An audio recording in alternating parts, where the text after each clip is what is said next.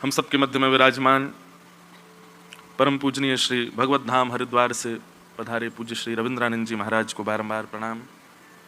उपस्थित समस्त विप्रवृंदों को प्रणाम, सब गंधर्वजनों को प्रणाम, और आप समस्त वैष्णव भक्त वृंद जो सब यहाँ विराजमान हैं, सबको जय श्री कृष्ण, जय सिया राम, जय श्रीमन नारायण, जय जय श्री राधे। महती अनुकंपा ठाकुर जी की हम आप सब पर हुई और पर्वतराज हिमालय की गोद में नीलकंठ महादेव की चरण सन्निधि में गंगा मैया की सुंदर तलहटी पर ऋषिकेश में 4 दिवसीय अकिंचन कथा का ये सत्र हुआ, जिसमें नवयोगेश्वर संवाद हम आप सब लोग श्रवण कर रहे हैं।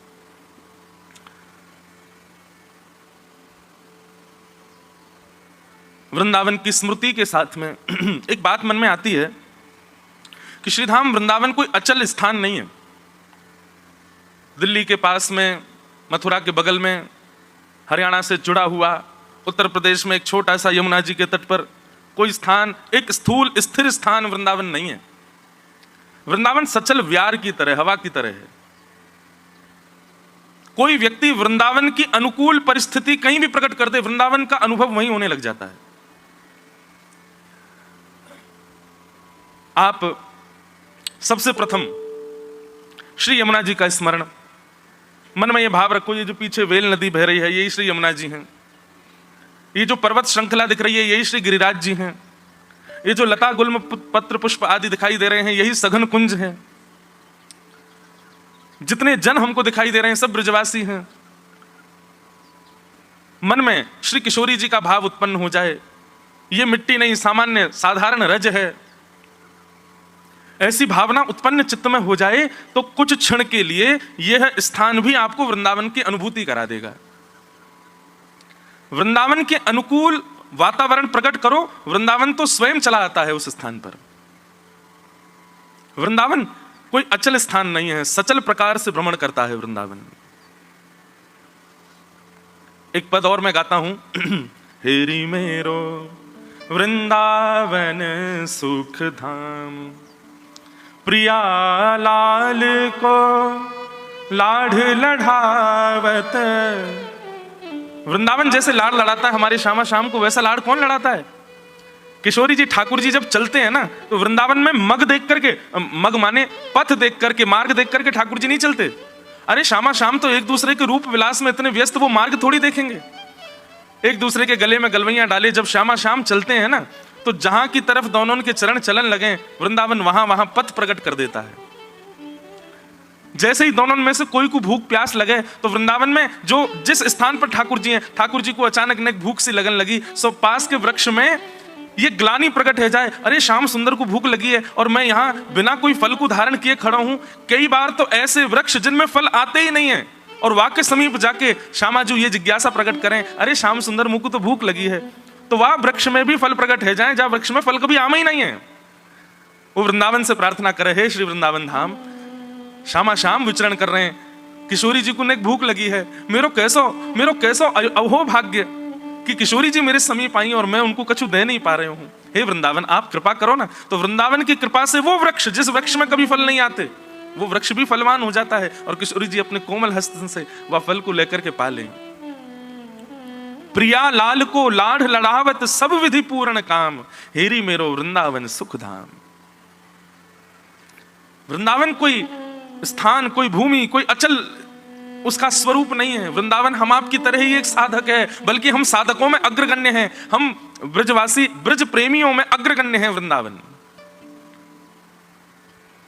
जिसका निर्माण स्वयं किशोरी जी ने किया है। इसलिए मैं तो कभी कभी कहता हूं कथाओं में कि भैया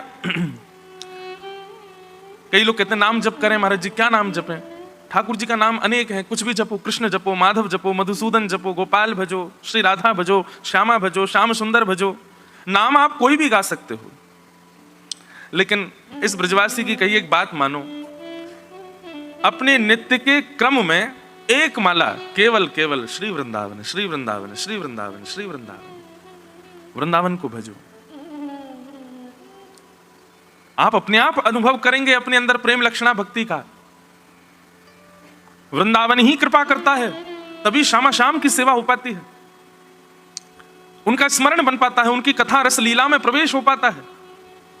यदि वृंदावन अनुग्रह ना करे तो आप वृंदावन में रहकर के भी केवल पाषाण का दर्शन कर रहे हैं, राधा वल्लभ लाल जी नहीं दिख रहे हैं। वृंदावन कृपा ना करे तो वृंदावन जाकर के भी ब्रजवासी यूं दिखेंगे, अरे ये देखो कैसे बोल रहे हैं, इनकी भाषा कैसी है, ये हमारे साथ छल कर रहे हैं, ये ऐसे कर रहे हैं। वृंदावन की कृपा ना हो तो बंदरों को देख करके भय लगेगा, और वृंदावन की कृपा आ जाए तो अपने आप जान मूझ के चश्मा पहन के घूमोगे कि कोई बंदर आवे लेके जाए।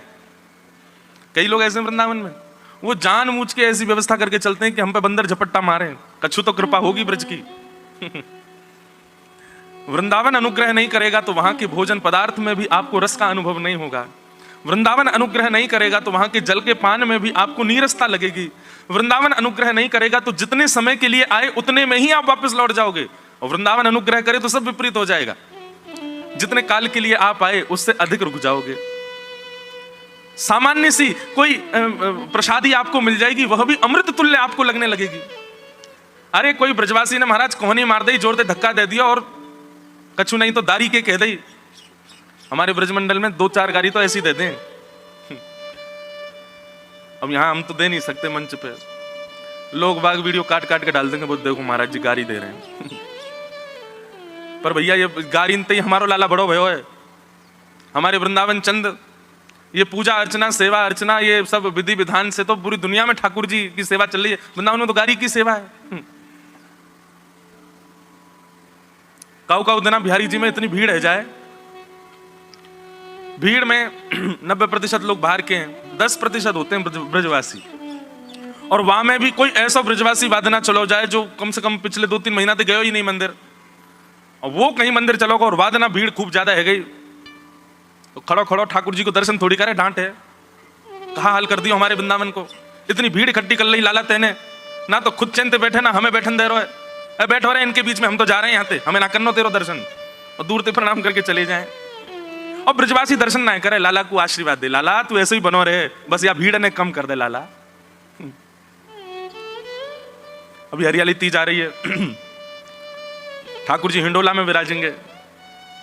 जैसे ही झूला में झोटा लेते हुए ठाकुर जी दिखेंगे, ब्रजवासी कहेंगे शाबाश है बंसी वारे, जोर से झोटा ले रहे है और यहां पसीना में मार रखे हैं, इन्हें कृपा कर दे लाला कछु।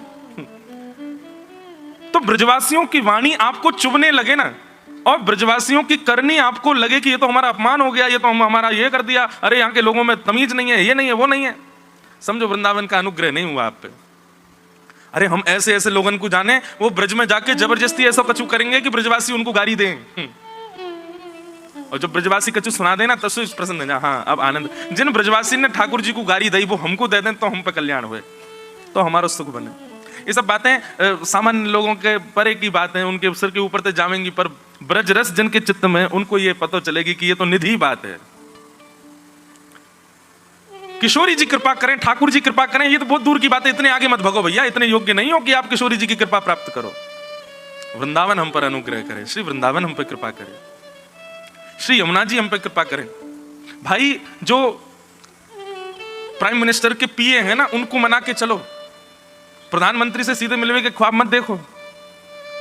ये सब ठाकुर जी के हमारे श्यामा श्याम के सब सेवाधिकारी हैं, सब उनके पीए हैं। वृंदावन, ब्रजवासी, यमुना जी, ब्रजरज, लता गुल्म वृक्ष और श्री गोपेश्वर महादेव, ये पंचायतन हमने बताए कथाओं में। हमारी कही ये बात मान लो, अगर आपको ब्रजरस में और ब्रजभाव में किंचित भी कहीं आपको दुविधा हो रही है तो अब की बार जाकर के इन पंचायतन को प्रणाम करो, इनकी अर्चना करो, इनकी पूजा। कछु दिना राधारमन जी मत जाओ, कछु दिना बिहारी जी मत जाओ, कछु दिना राधा वल्लभ जी मत जाओ, कछु दिना केवल इन पंचायतन में ही घूमते रहो। आप अनुभव करेंगे ऐसा कछु योग आएगो कि ठाकुर जी ही कोई को भेजेंगे जो हाथ पकड़ के जबरदस्ती मंदिर लेके जाएगो। जबरदस्ती श्री राधारमण जी के सामने आपको उपस्थित होना पड़ेगा। आप योजना बना करके जाओ वो एक बात, पर ठाकुर जी योजना बना करके आपको बुलावें वो विशेष बात है। कोई वृद्ध आ जाए, कोई बालक आ जाए, अरे कोई ऐसा ही आ जाए, वो यही पूछने लगे भैया राधारमण जी कहाँ दर्शन देंगे, ने हमको मार्ग बता दो, वो मार्ग मात्र पूछ ले, वही से समझ जाइए राधारमण जी बुला रहे हैं, चलो भैया अब दर्शन करिए। मेरा अनुभव ऐसा भाव कहता है कि सांकेतिक भक्ति करो, संकेत मिलने चाहिए ठाकुर जी के कि हाँ ठाकुर जी भी हमको स्मरण, अरे हम ही भजते रहेंगे वहां से काम नहीं चलेगा, ठाकुर जी भी स्मरण करें हमारो, ठाकुर जी भी बुलावे हमको। मंदिर में रहते हो भगवन, कभी बाहर भी आया जाया करो। मैं रोज तेरे दर आता हूँ, कभी तुम भी मेरे दर आया करो। मंदिर में रहते हो भगवन, कभी बाहर भी आया जाया करो। मैं रोज तेरे दर आता हूँ, कभी तुम भी मेरे दर आया करो। मंदिर में रहते हो भगवन। कृष्णदास की भक्ति, वो 12 वर्ष तक रोज माला बना करके ले जा रहे हैं, ठाकुर जी को पहना रहे हैं और एक ही कामना कर रहे हैं, नाथ 13वां वर्ष प्रारंभ होगा तो मैं नहीं आऊंगा, तुम आओगे मेरे पास। ठाकुर जी आए उनके पास। हमने ठाकुर जी को बुलाया ही नहीं है तो आएंगे कैसे? और बुलावे में भी केवल हमने बोल दिया ठाकुर जी हमारे घर आ जाइयो, ऐसे थोड़ी हो गए। आपकी जिद भी तो दिखाई दे कि हाँ जिद्दी बन गए हो कि नहीं आना ही पड़ेगा, तब तो आएंगे ठाकुर जी। सबरी के विषय में कह रहे हैं कि महाराज गुरुदेव कह के गए कि एक दिन सबरी तेरी कुटिया पे जरूर आएंगे। उस दिन से लेकर के राम जी से मिलन के बीच में सैकड़ों वर्ष निकल गए और सबरी रोज उस मार्ग को सजाती है। उसकी भक्ति में किंचित भी आलस्य नहीं आया, किंचित भी दुर्भाव नहीं आया, किंचित भी भाव में न्यूनता नहीं आई, नित्य भाव बढ़ रहा है, नित्य सजाती है। आ जाएंगे आ जाएंगे। हमारी भक्ति कैसी है? कल ठाकुर जी को उत्सव कर दिया तो अब यूं कर, अब ठाकुर जी 2-4 दिन ऐसे बैठे रहो, एक दिन कर तो दियो, इतना खर्चा किया आपके ऊपर। कल रात्रि में पूज्य श्री राधा कृष्ण जी महाराज जी यहाँ पधारे, उनके साथ बैठ के बड़ी मधुर चर्चा हुई तो एक ऐसा प्रसंग छिड़ा, ऐसी कोई बात हुई कि अगले वर्ष कोई बड़ा उत्सव होना है। तो मैंने कहा महाराज जी एक काम करें, एक इतना बड़ा उत्सव तो ये अलग से हो रहा है, फिर लाल जी का जन्मोत्सव भी होता है, तो क्यों ना हम लाल जी का जन्मोत्सव और ये बड़ा उत्सव दोनों एक साथ कर लें। बड़ी अच्छी बात उन्होंने पूज्य श्री मलुकपीठ वाले महाराज जी कह रहे थे, वो बात कहते हुए कहा, बोले देखो जैसे मान लो कई लोग क्या करते हैं, ठाकुर जी का पाटोत्सव है और उसी समय हमने नया घर लिया है, तो लोग कहते हैं कि पाटोत्सव और गृह प्रवेश दोनों एक साथ हो जाएं। कई लोग ऐसा करते हैं ना, 2 उत्सव एक साथ जोड़ देते हैं। तो उस विषय में पूज्य मलुकपीठ वाले महाराज जी क्या कह रहे, वो महाराज जी की आज्ञा भाई कि भैया ठाकुर जी यूं कहते होंगे तेरो गृह प्रवेश और मेरो उत्सव अलग है, लेकिन इतना कंजूस है कि एक ही पैसा में दोनों को करना चाह रहा है। अरे भैया तेरे गृह प्रवेश को सुख में अलग ले लूंगा, मेरे उत्सव को सुख में अलग ले लूंगा, दोनों सुख मुख को अलग अलग लेन दे। ये तो वही बात है गई कि छाछ भी बनी है और रबड़ी भी बनी है। अब हम क्या करें, ठाकुर जी दोनों एक संग पाओ, अरे दोनों पावेंगे विस्फोट हो जाएगा पेट में। छाछ और दूध की सामग्री एक साथ नहीं पाई जाती, उनमें अलग अलग भाव रखना पड़ता है। ठाकुर जी वही बात कह रहे हैं, तेरो एक उत्सव घर को नयो कछु आ गया तो वही मैं मेरा उत्सव काय को जोड़ रहा हूं, मेरा अलग ही रहने ना, मेरा उत्सव अलग तो करियो, ये अपना उत्सव मैं दोनों को सुख लूंगा, गृह प्रवेश को सुख अलग लूंगा, बालकन के जन्म उत्सव को सुख अलग लूंगा, अपने उत्सव को सुख अलग लूंगा। इतनी सुंदर ये बात लगी, मैंने कहा बात तो सही है महाराज जी, पर हम बड़े चतुर हैं। घर में कोई उत्सव हो तो फिर माताएं बहनें ऐसा विचार करती हैं कोई उत्सव रह गया वो भी इसमें ही कर लो, एक बार में पैसा खर्च हो जाए। पर ठाकुर जी के उत्सव में कभी मत करो, अपने घर की चीजें एक एक साथ कर लो। 3 बालकों का जन्मदिन एक साथ मना दो, बच्चे कपड़े फाड़ देंगे आपके। मेरा दिसंबर में जन्मदिन, मेरा अगस्त में, मेरा जनवरी में, पिताजी एक ही बात में सब मनवा रहे हो, तो ठाकुर जी के साथ ऐसा क्यों कर रहे हो भैया? बालक तो कपड़ा फाड़ेंगे, ठाकुर जी तो पूरा जीवन देख लेंगे। अच्छा बेटा रुक जा, मैं करूं, एक साथ ही सब मैं भी कर दूं। तो सुख की बात, वृंदावन को भजो, हेरी मेरो वृंदावन सुख धाम, प्रिया लाल को लाढ़ लढ़ावत सब विधि पूर्ण काम, हेरी मेरो वृंदावन सुख धाम। आज वृंदावन के स्मरण के साथ कथा विश्राम दिवस में प्रवेश कर रही है। नवयोगेश्वर संवाद हम लोग लेकर के यहाँ चल रहे हैं। नवयोगेश्वर संवाद है तो बहुत विस्तृत, अब पता नहीं क्यों यहाँ आते ही प्रथम दिन वही भाव छिड़ गया। भाव तो युगल गीत का भी रखा था, पर शायद वातावरण और यहाँ का जो वैराग्य भाव है उसके कारण ये प्रकट हुआ। तो नवयोगेश्वर संवाद में राजा निमि जो प्रश्न कर रहे हैं, उन्हीं प्रश्नों के उत्तर में हम लोग भक्ति भाव का अनुभव कर रहे हैं। तो आइए आगे के प्रसंग में जितना संभव हो सके थोड़ा प्रवेश करें, फिर आज कथा सत्र को विराम देंगे। बोलो वृंदावन बिहारी लाल की जय। तो राजा निमि ने प्रश्न किया कि भगवान, माया से बचने का साधन क्या है? और कल के सत्र में, कथा में हमने माया से बचने के 2 उपाय बताए थे। पहला उपाय तो बताया था कि तस्मात् गुरुम प्रपद्येत, गुरु की शरणागति ले लो। गुरु कैसा होना चाहिए? बोले शाब्दे च निष्णातम परम परे च निष्णातम, शब्द ब्रह्म में भी निष्णात हो, पर ब्रह्म की सेवा में भी श्रेष्ठ हो। और तीसरा गुण गुरु का बताया था, व्यवहार प्रपंच से परे हो। व्यवहार प्रपंच का मतलब बंधुओं इसको कहते हैं राग द्वेष। ये 2 चीज हमारे अंदर बहुत भयानक रूप से रहती हैं। एक बार एक गांव में एक नया कुआं बना था, बहुत ध्यान से सुनो। तो गांव के पंच ने कहा कि भैया इस कुआं का उद्घाटन किसी संत के द्वारा करेंगे, कोई संत आकर के इसका जल पान करे या उससे स्नान करे, उससे कुआं का उद्घाटन होगा। एक संत का गांव में आगमन हुआ। सब गांव के लोगों ने कहा हमारे यहां नया कुआं बना है भगवान, आप उसमें या तो स्नान कर लीजिए या उसके जल का पान कर लीजिए। लेकिन पंच बोले भगवान कुआं तो बन गया, लेकिन उसमें ना थोड़ी दुर्गंध आ रही है। तो संत ने कहा एक काम करो, उसमें से 50-60 बाल्टी जल निकाल दो, थोड़ा नया स्रोत आएगा तो दुर्गंध चली जाएगी। लोगों ने महाराज खूब जल निकाल दिया, फिर भी दुर्गंध नहीं गई। सबने आकर के संत से कहा, बोले कि हमने तो 100 बाल्टी पानी निकाल दिया लेकिन दुर्गंध नहीं जा रही। संत ने कहा एक काम करो, तीर्थों का जल मंगवाओ, और तीर्थों का जल मंगवा करके बढ़िया उसकी पूजा अर्चना करा करके तीर्थों का जल कुआं में डालो, उससे शायद दुर्गंध चली जाए। गंगोत्री, यमुनोत्री, केदारनाथ, बद्रीनाथ और महाराज भारत में जितने भी तीर्थ हैं सब जगह के जल मंगाए, कुआं में डाल दिया। संत ने पूछा अब दुर्गंध गई तुम्हारे यहाँ गांव की कुएं की? बोले नहीं महाराज दुर्गंध नहीं जा रही है। संत बोले ऐसा क्या है? बोले चलो हमको दिखा के लाओ। गांव के लोग लेकर के गए। महाराज जी ने जैसे ही झांक करके देखा तो क्या पाया? कुआं के भीतर 2 कुत्ते मरे पड़े थे। संत बोले आपने इनको क्यों नहीं निकाला? गांव के लोग बोले आपने जल निकालने के लिए कहा था, आपने तीर्थ का जल डालने के लिए कहा था, ये नहीं कहा था कि इनको निकाल दो। अरे पागलों, पहले इनको तो निकालो। जब उन दोनों को निकाला, फिर उसके बाद 100 बाल्टी पानी और निकाला, तब जाकर के उसकी दुर्गंध गई। कहने को एक कथा है लेकिन एक बहुत बड़ा सूत्र है। हम लोग अपने कितने भी अवगुणों का त्याग करते चले जाएं। मैं व्यसनी हूं, मैंने अपने व्यसन का त्याग कर दिया। मैं क्रोधी हूं, मैंने अपने क्रोध का त्याग कर दिया। काम, लोभ आदि, ईर्ष्या, ये सब मेरे अंदर हैं, मैंने धीरे धीरे करके सबका त्याग कर दिया। लेकिन फिर भी मेरे मन में शांति क्यों नहीं आ रही है? मैं अपने अंदर पवित्रता का अनुभव क्यों नहीं कर रहा हूं? तो फिर किसी ने कहा कि भाई गंगा जल पान करो, यमुनोत्री का जल पान करो, तीर्थों में भ्रमण करो, शायद तुम्हारे मन को शांति मिले। आप सब जगह भ्रमण कर आए महाराज, लाखों रुपया खर्च करके चारों धाम हुआ है, लेकिन फिर भी आपके मन में शांति नहीं, वो दुर्गंध जा नहीं रही है।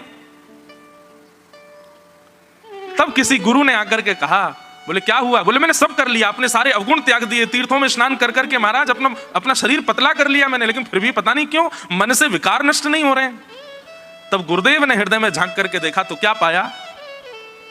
2 जीव मरे पड़े हैं भीतर। कौन? राग और द्वेष। तब गुरुदेव ने कहा पहले इन दोनों को तो निकालो बाहर।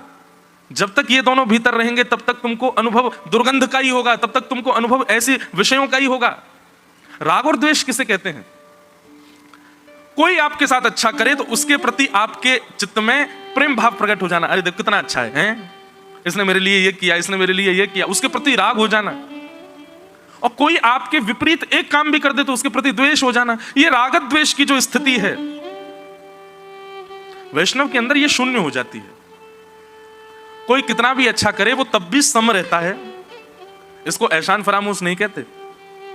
लोग बात कह देते हैं ना, ओ हमने इसके लिए देखो कितना किया और ये देखो बदले में ऐसा भी नहीं कि कम से कम ये तो, और क्या बोलते हैं इसको, कि कोई अच्छा करे और फिर बदले में वो चाहते हैं कि ये भी हमारा ऋण समझे कि हमने इसके साथ में, उसको क्या बोलते पता नहीं है, क्या बोलते हैं? जय हो आपकी, गलती कर दी पूछ के। एक बार यही बालक था है, मैंने पूछी प्रेमियों को क्या कहते, बोला लव बर्ड्स।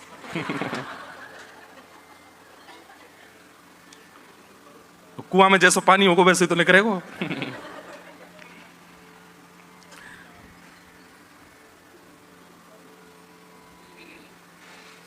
अब जो भी कहते हैं सब समझ तो गए ना कि कोई अच्छा करे और फिर बदले में हम उसको जो है तब भी समझ रहे हैं, तो फिर अंदर अंदर एक बात आती है कि अच्छा हमने इसके लिए इतना किया और फिर भी देखो कैसा मुंह उठाए घूम रहा है, एक बार भी हमारी ओर देखता नहीं है।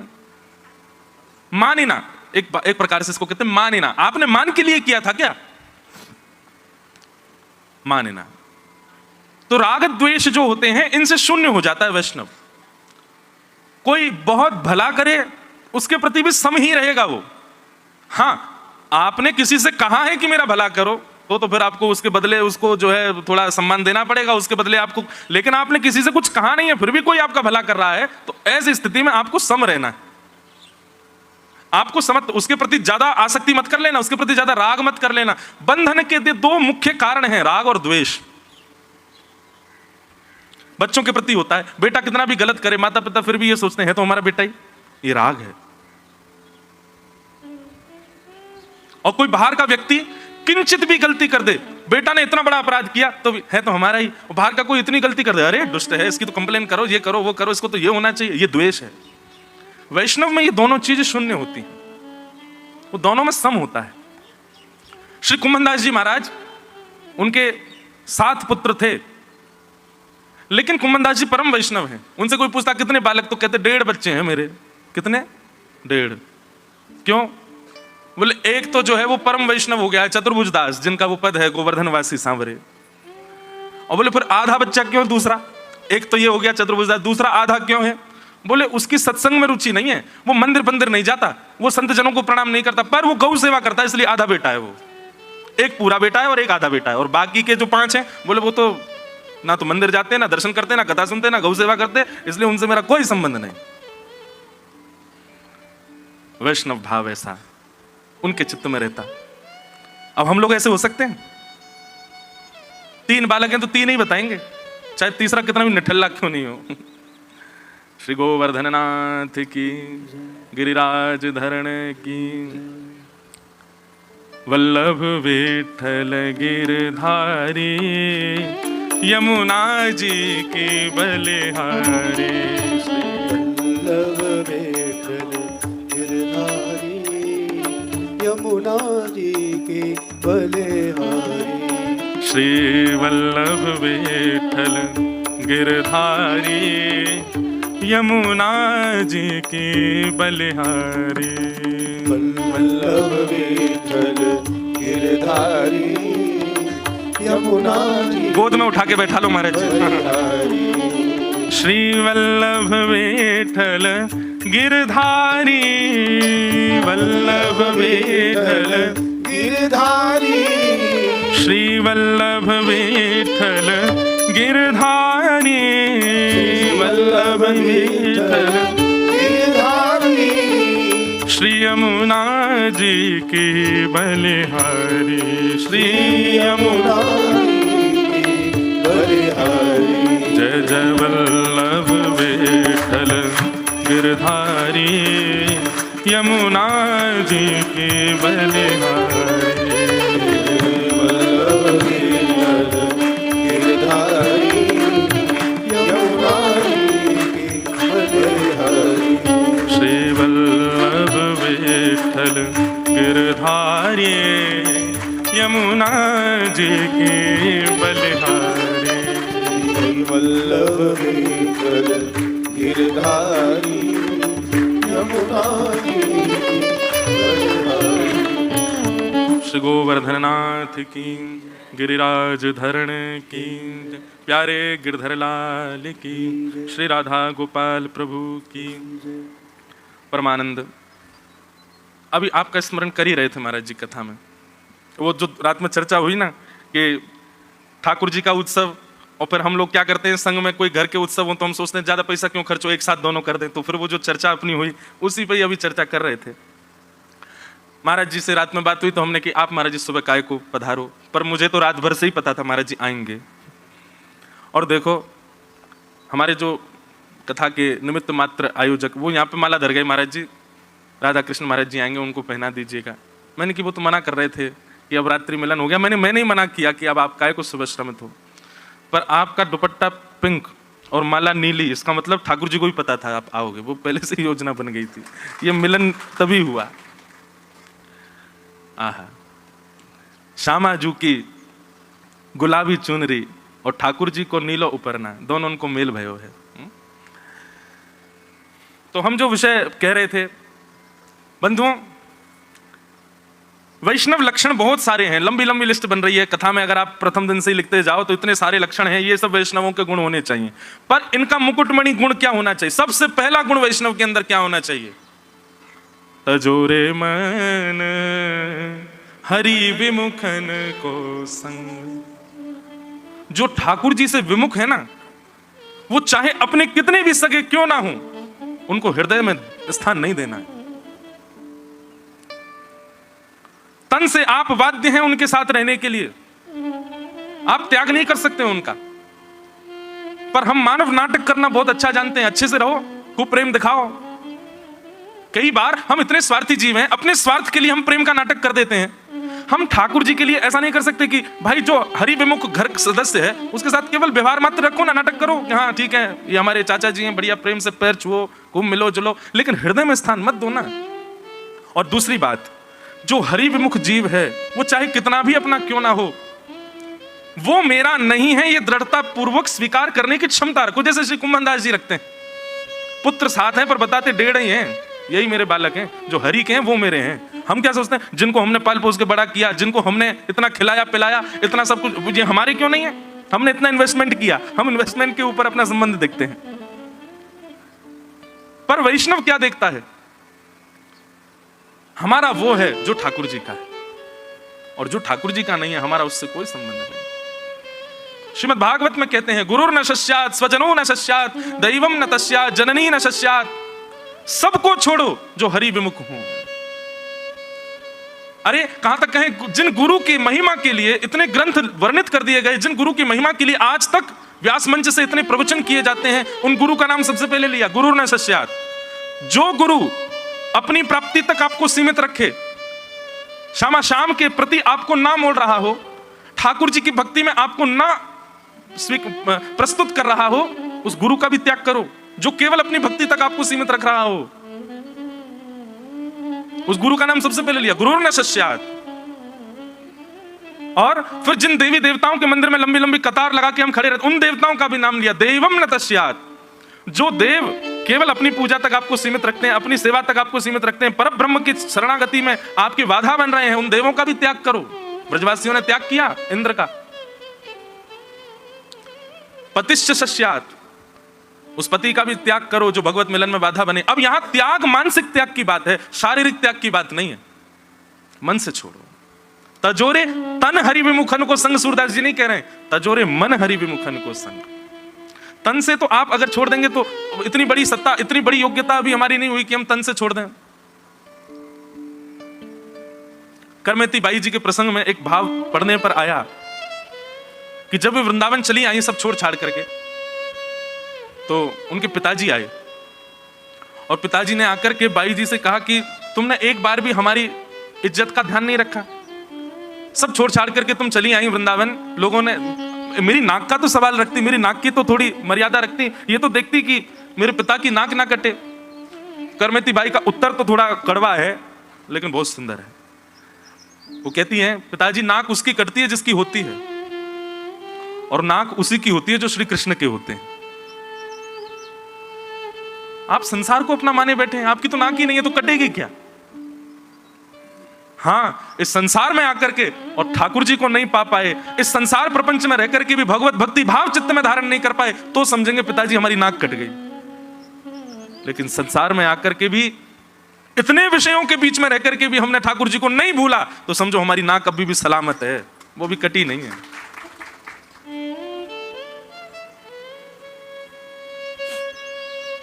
वैष्णव गुणों में सबसे श्रेष्ठ गुण, सबसे मुकुटमणि, सबसे पहला गुण अपने भीतर ये लाओ, जो हरि विमुख हैं उनको मानसिक संबंध मत रखो, उनके साथ उनके व्यवहार मात्र करो बस। तजोरे मन हरि विमुखन को संग। तो व्यवहार प्रपंच इसको कहते हैं। तो गुरु में 3 गुण होने चाहिए, शब्देच निष्णातम, परेच निष्णातम, और तीसरा व्यवहार प्रपंच से शून्य। इसके अलावा शिष्यों में 5 गुण होने चाहिए, गुरु में 3 गुण हों और शिष्य में 5 लक्षण हों। वो 5 लक्षण हमने कल गलती से 6 बोल दिए थे, तो एक मैया मां के बोली मारी 6वां नहीं बताया आपने। मैंने कहा नहीं, 5 ही लक्षण हैं। कौन कौन से? सबसे पहला श्रद्धा। गुरु के वचन अतल कर मानो, साधु समागम कीजे, मन रे कृष्ण नाम कह लीजिए। सबसे पहला शिष्य में लक्षण हो श्रद्धा। दूसरा लक्षण हो अन्यस्य दोष गुण चिंतन माशु मुक्त्वा, दूसरे में दोष गुण देखने की भावना खत्म हो। तीसरा, एकाग्र भाव से सत्संग और भजन में बैठ करके उसका चिंतन करना, भाव से श्रवण करना, उसी को प्राणायाम कहते हैं। तो श्रद्धा होना, अन्यों में दोष गुण का चिंतन ना करना, एकाग्र भाव से कथा सत्संग आदि श्रवण करना, और चौथा गुण बताया था मौन रहना, ज्यादा से ज्यादा मौन रहो, जब कहो तब हरि चर्चा ही कहो, उसके अतिरिक्त भावों में जितना हो सके मौन रहो। और 5वां लक्षण, सत्य का आचरण करो, सत्य बोलो। सत्य का स्वरूप होता है। अच्छा एक बात कहें बंधुओं, जिस व्यक्ति के सन्मुख आप असत्य बोलने में घबरा जाते हो, जिस व्यक्ति के सामने असत्य बोलने में आपकी जीभ लड़खड़ा जाती हो, समझ जाना कि वो व्यक्ति सामान्य नहीं है। और जिसके सामने असत्य बोलने में कंचित भी संकोच नहीं होता, बड़े बड़े सुंदर ढंग से आप असत्य बोल देते हो और बड़ा बनाव धनाव करके, मतलब बहुत अच्छे से, ऐसा कि सत्य सा ही प्रतीत हो, और उसके सामने आप असत्य संभाषण कर देते हो, आप में तो दोष है ही। जिसके सामने आप बोल पाए वह भी कहीं ना कहीं भजन मार्ग से विमुख है, इसीलिए उसके सामने असत्य प्रकट हो गया।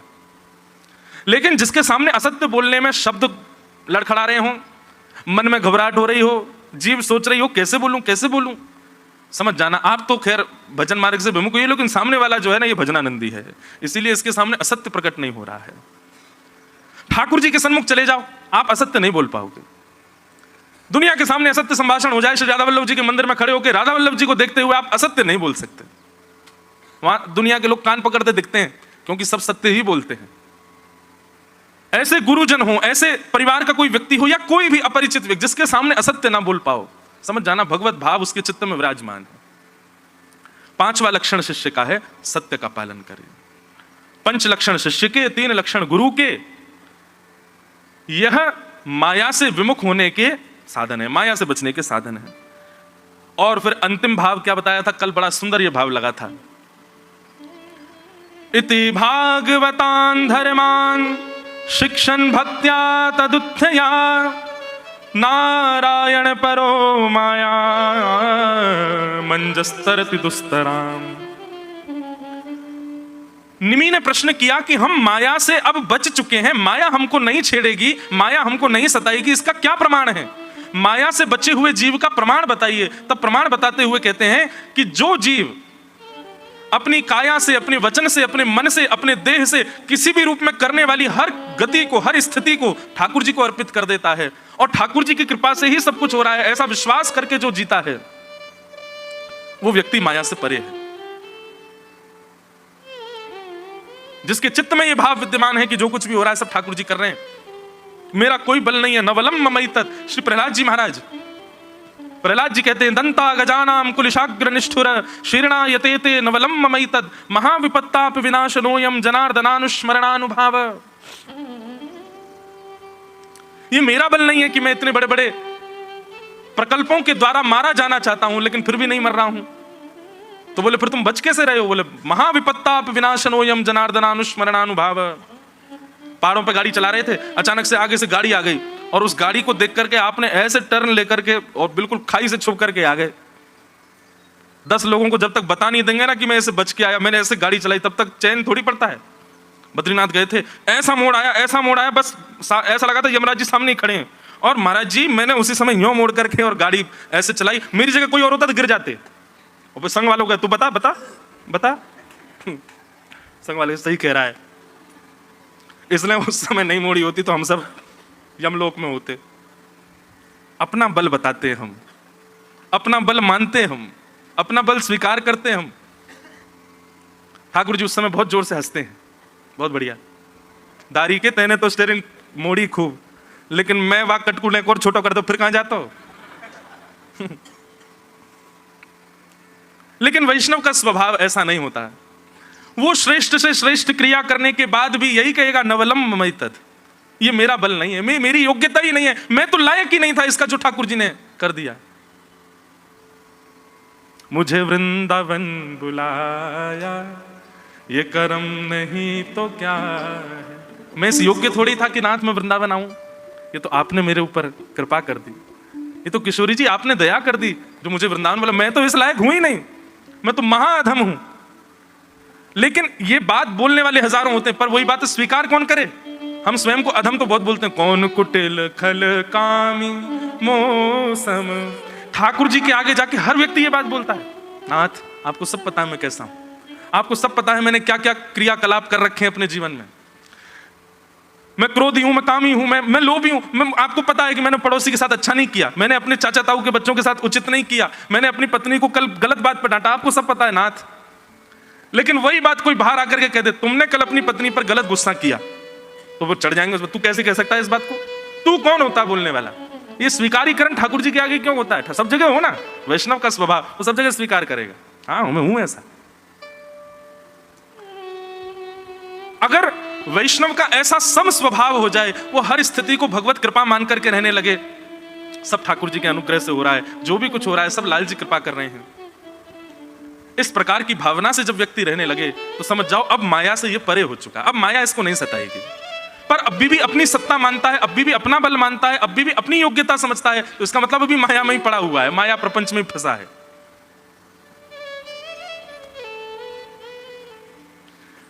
इस प्रकार राजा निमि को प्रबुद्ध नाम के योगेश्वर उत्तर दे रहे हैं।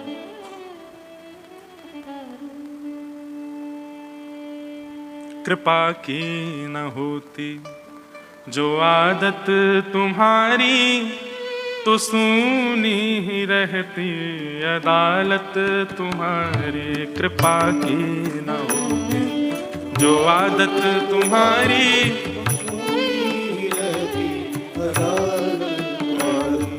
कृपा की न होती जो आदत तुम्हारी, तो सुनी ही रहती अदालत तुम्हारी। न होती जो आदत तुम्हारी, तो सुनी रहती। कितनी अच्छी बात है। सबकी आदतें होती हैं, इसको चाय पीने की आदत है, इसको सोने की आदत है, इसको घूमने की आदत है, इसको रोने की आदत है, इसको ये आदत है, इसको। ठाकुर जी की एक ही आदत है, क्या बोले? कृपा करने की आदत है ठाकुर जी की। वो बस देख के करने, उनका यही भाव है, वो जितना हो सके कृपा करें। जो दीनों के दिल में जगह तुम न पाते, जो दीनों के दिल में जगह तुम न पाते, जो दीनों के दिल में जगह तुम न पाते, जो दीनों के दिल में जगह तुम न पाते, तो किस दिल में होती हिफाजत तुम्हारी, तो किस दिल में होती हिफाजत तुम्हारी। हे कृपा की न होती जो आदत तुम्हारी, तो सुनी ही रहती अदालत तुम्हारी। न होती जो आदत तुम्हारी, तो सुनी रहती अदालत तुम्हारी। हे तो सुनी ही रहती अदालत तुम्हारी, तो सुनी रहती अदालत तुम्हारी। इस प्रकार राजा निमि के प्रश्न का उत्तर दिया। राजा निमि ने अगला प्रश्न क्या किया है, बहुत ध्यान से सुनो। नारायणाभिधानस्य ब्रह्मण परमात्मनः निष्ठां हतानो वक्तुम यूयं ही ब्रह्मवित्तमः। भगवान, मुझे भगवान के रूप के बारे में बताओ। ठाकुर जी का रूप कैसा है, उनका विधान कैसा है, उनका क्रम कैसा है, कृपा करके इसके विषय में मुझे बताओ। बहुत ध्यान से सावधानी से सुनिएगा। यहां पर पिप्पलायन नाम के योगेश्वर उत्तर दे रहे हैं और वे बता रहे हैं, बोले राजा निमि, ठाकुर जी के 3 रूप हैं, 3 प्रकार के रूप हैं। कौन कौन से? बोले नारायण, परब्रह्म और ब्रह्म। बहुत ध्यान से सुनिएगा, एकाग्र चित्त से। नारायण, परब्रह्म और ब्रह्म। जब हम नारायण कहें तो नारायण कौन सा रूप है ठाकुर जी का? सगुण साकार। कौन सा रूप है? परमात्मा ये ठाकुर जी का सगुण निराकार, कौन सा? और तीसरा है ब्रह्म निर्गुण निराकार, कौन सा? अब थोड़ा इस पे थोड़ा ध्यान देना, हाँ? थोड़ा कठिन भाव लगे तो कोई बात नहीं, सुन लो। ठाकुर जी का प्रथम रूप है नारायण, कैसा है? सगुण साकार। जैसे श्री कृष्ण सगुण साकार, श्री राधा रमण जी सगुण साकार। सगुण साकार का मतलब उनका गुण भी है और उनका आकार भी है। राधा रमण जी की जिस दिन पोशाक खूब जोर की होती है, वहां दो दतुइयां दिखती हैं उनकी, क्यों? सगुण है और साकार है। हमारे श्री गिरधर लाल जी वो जब पधारे थे तब की उनकी आप अगर चित्र छाया देखो, अब देखो ऐसा लगेगा लाल जी मोटे है गए, क्यों? सगुण साकार। कई लोग श्री लाल जी का दर्शन करते हैं तो क्या कहते, महाराज जी हम तो टीवी में देखे या फोटो में देखते तो ऐसा लगता बड़े होंगे ठाकुर जी। अभी विदेश में कोई माता जी ठाकुर जी की इतनी बड़ी बड़ी पोशाक लेकर के आई, मुझको नीचे मिली, बोली हम लाल जी के लिए श्रृंगार लाई। मैंने कहा है? पेटी खोल के दिखाई, जेब बड़ी बड़ी मोतीन की। मैंने मैया ये 2 मोतीन के बराबर को तो लाला है मेरो। अरे नहीं, हम तो देखते हैं वो इतने बड़े बड़े दिखते हैं। मैंने कहा दिखाऊं? जैसे गए तो नेक्स्ट सो लाला। तो सगुण साकार का मतलब क्या है? उनके गुण का भी दर्शन होता है और उनके आकार का भी दर्शन होता है। ठाकुर जी की आकृति भी अनुभव में आती है, सगुण साकार। ये सगुण साकार ब्रह्म। श्री राधा वल्लभ लाल जी महाराज सगुण साकार, बिहारी जी सगुण साकार, बद्रीनाथ भगवान सगुण साकार, श्री द्वारिकाधीश सगुण साकार। इनमें गुण भी दिखेगा और आकार भी दिख रहा है। तो ये कौन सा ये ठाकुर जी का नारायण स्वरूप है, सगुण साकार। ठाकुर जी का दूसरा स्वरूप कौन सा है? बोले सगुण निराकार, मतलब आकार नहीं है पर गुण है। अच्छा बताओ, ठाकुर जी का सगुण निराकार रूप कौन सा है? बताओ। सगुण साकार रूप तो हमने अभी गिना दिए, सगुण निराकार रूप कौन सा है जिसकी आकृति नहीं है लेकिन गुण पूरे पूरे हैं? बताओ। हाँ? कौन? शालिग्राम भगवान। बात तो वैसे सही है वो भी, लेकिन हम कह रहे हैं सगुण निराकार। शालिग्राम भगवान का आकार भी तो है ना, एक आकृति तो है। हमारा लाला तो गुलाब जामुन समझ के खा जाए हैं? बेचारे नंद बाबा अपने शालिग्राम जी की सेवा करके ऊपर टांड पे धर के जाए, लाला को हाथ नहीं पहुंच जाए। तो कहीं ना कहीं गुलाब जामुन जैसी आकृति तो है, आकार तो है, लेकिन ये कैसे ठाकुर जी हैं? बोले सगुण निराकार, इनका आकार नहीं है, सगुण निराकार हैं हमारी भागवत जी। कैसे हैं? आकार नहीं है, शब्द है, लेकिन पूरे पूरे गुण हैं। बरहा पीडम नटवर वपुः कर्णयो कर्णकारं बिभ्रदवासः कनक कपिसं वैजयन्तीं चमालां रन्ध्रान् वेणो अधर सुधया पूरयन् गोपवृन्दै वृन्दारण्यं स्वपदरमणं प्राविशद गीत कीर्ति। बताओ, आकार प्रकट हुआ? नहीं, लेकिन निराकार होते हुए भी शब्द से आकार प्रकट हो सकता है, आकृति प्रकट हो सकती है।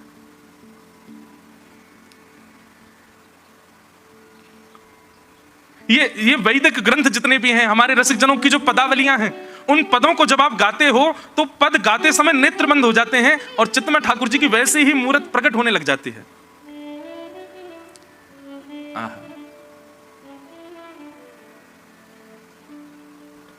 केसर तिलकम कृष्ण वरणम, केसर तिलकम कृष्ण वरणम, केसर तिलकम कृष्ण वरणम, केसर कृष्ण वरणम, राधारमणम हरे हरे, राधारमणम हरे हरे, ब्रज जन प्रियतम बाल मुकुंदम राधारमणम हरे हरे, राधारमणम हरे। अब हमने गाया, अब ये कैसे हैं? बोले सगुण निराकार, ये भगवत वाणी है। वाणी में गुण तो है पर आकार नहीं है, लेकिन सुनने वाला भाव से अपने चित्त में आकृति प्रकट कर सकता है। तो ये कौन से ठाकुर जी हुए? यह है परमात्मा, सगुण निराकार, आकार नहीं है पर पूरे गुण वाले हैं। सूरदास जी से किसी ने कहा, बोले आप कैसे ठाकुर जी के दर्शन करना चाह रहे हैं? सूरदास जी कहते हैं, केसर तिलक मोतिन की माला वृंदावन के वासी, नेह लगाए त्याग गए तृण सम डार गए गल फांसी अखियां हरि दर्शन की प्यासी, हरि दर्शन की प्यासी अखियां हरि दर्शन की प्यासी। सगुण निराकार ये ठाकुर जी का दूसरा रूप है। इसमें आकृति से ठाकुर जी प्रकट नहीं है, पर भगवत वाणी सुनकर के, रसिक जनों की वाणी सुनकर के, रसिक जनों के भाव सुनकर के आपके मनस्थ में अपने आप एक ठाकुर जी का स्वरूप प्रकट हो जाएगा।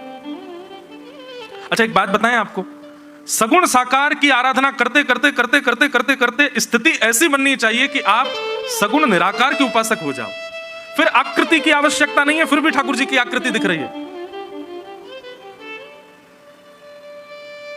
ताज बेगम मंदिर में प्रवेश करना निषेध था उनके लिए, क्या करती, अंदर से जो दर्शन करके आता उसी से पूछ लेती, आज ठाकुर जी कैसे लग रहे हैं, आज ठाकुर जी ने नीली नीली पोशाक पहनी है, मोतिन की माला पहनी है, ऐसा सिरपेच धारण किया है, उस पर मोर पंख लहरा रहा है, कानों में ऐसे कुंड। अब जितनी देर वो दर्शनार्थी बता रहा है, ताज बेगम नेत्र बंद करके दर्शन कर रही है ठाकुर जी का। आहा, ऐसी आकृति।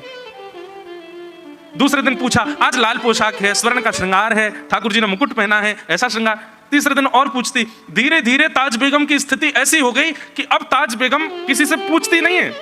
जैसे दर्शन खुले, भीड़ अंदर गई, ताज बेगम अपने मन में ही सोच लेती है, आज हमारे श्याम सुंदर ने श्वेत वस्त्र धारण किए होंगे, आज गले में ऐसी वैजंती माला पहनी होगी, सिर पर पाग धारण करी होगी, पाग पर पंच मोर पिच्छ का सुंदर धारण किया होगा, ठाकुर जी ने आज ऐसी मोतिन की माला होगी, हाथन में ऐसे कड़ूला होंगे, वंशी ऐसी मधुर बजारे होंगे। अरे कहां तक कहें, ताज बेगम यह भी विचार कर लेती कि आज ठाकुर जी ने सुंदर खस का इत्र लगाया होगा, आज गुलाब का इत्र लगाया होगा, मन में विचार करती है।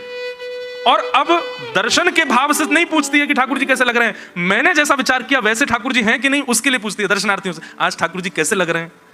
और जैसे ही दर्शनार्थी बोलते, आज तो ठाकुर जी ने श्वेत वस्त्र पहने हैं, ताज बेगम के नेत्रों से अश्रु गिरने लगते। आज ठाकुर जी ने स्वर्ण की माला धारण की है, उस पर ऐसी वैजंती माला धारण करी है, सिर पर ऐसा पाग धारण किया है, मत्साकृत कुंडल पहने, जैसा जैसा ताज बेगम ने विचार किया वैसा ही स्वरूप है ठाकुर जी का। अंत में बस अपने अपने भाव पर पुष्टि प्राप्त करने के लिए पूछती है, इत्र कौन सा धराया है आज ठाकुर जी को। ताज बेगम ने सोचा आज गुलाब का इत्र है, तभी दर्शनार्थी अपने कान में से फुआ देता है, लो आप ही देखो कैसा इत्र है। और जैसे ही सुगंधी में गुलाब की वो सुगंधी धारण करती है, आहा, पूरे दिन नृत्य करती है ताज बेगम। अब उसको दर्शन के लिए मंदिर में जाने की आवश्यकता नहीं है, वो सगुण निराकार का दर्शन अपने मनस्थ में करती है। ये ठाकुर जी का दूसरा रूप है। आप सगुण साकार से प्रारंभ होंगे, लेकिन एक स्थिति ऐसी आएगी आपको सगुण निराकार की उपासना करनी पड़ेगी। आप नेत्र बंद करो और अपने चित्त में ठाकुर जी का श्रृंगार, चित्त में ठाकुर जी का राग विलास, चित्त में ठाकुर जी का लीला अनुसंधान। ये ठाकुर जी का दूसरा रूप है, सगुण निराकार। और ठाकुर जी का तीसरा रूप है निर्गुण निराकार। ये कौन है? ब्रह्म। ब्रह्म की अनुभूति जब आपकी होती है तो आपको हर क्षण ऐसा लगता है ठाकुर जी यही हैं। ये हवा कौन? ये भी ठाकुर जी हैं। मैं जहां बैठा हूं ये खाली रिक्त स्थान है, यहां पर भी ठाकुर जी हैं। ये सब ठाकुर जी का ही भाव है। तो ये तीन रूप हैं ठाकुर जी के, नारायण, परमात्मा और ब्रह्म। सगुण साकार, सगुण निराकार और निर्गुण निराकार। ये तीन रूप ठाकुर जी के यहां पिप्पलायन ने बताए हैं। तब निमि ने प्रश्न किया, बोले महाराज एक बात बताओ, सगुण साकार, निर्गुण साकार, निर्गुण निराकार, ये भगवान के इतने इतने रूप हैं, पर ये भक्तों को कैसे पता चल जाता है ठाकुर जी कब कहां कैसे कहां बैठे हैं? प्रहलाद जी को कैसे पता चल गया खम्भ में भगवान है? एकनाथ जी को कैसे पता चलेगा कि मैं जल धारण कराऊंगा तो जो गधा प्यासा है उसके मुख में पानी जाते ही वो महादेव स्वीकार कर लेंगे, महादेव वहीं प्रकट हो गए? ये इन भक्तों को कैसे पता चल जाता है कि ठाकुर जी कब कहां किस रूप में कैसे विराजमान है? भक्तों को ठाकुर जी की अनुभूति कैसे हो जाती है? ठाकुर जी के तो बड़े बड़े कठिन रूप हैं। इन रूपों का अनुसंधान, इन रूपों का स्मरण कैसे किया जा सकता है? कृपा कर उसकी विधि बताओ। तब यहां पर पिप्पलायन बहुत अच्छी बात कहते हैं।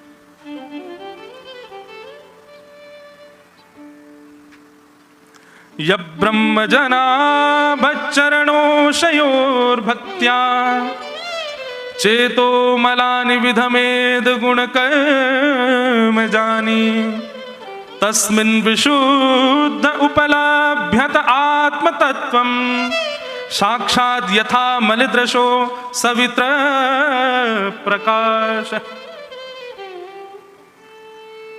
बोले निरंतर ठाकुर जी का गुण सुनने के बाद, वैष्णव संग करने के बाद, निरंतर उनकी स्मृति करने के बाद में भक्तों के अंदर प्रेम लक्षणा भक्ति प्रकट हो जाती है। अब तो बहुत अच्छा भाव है इसका।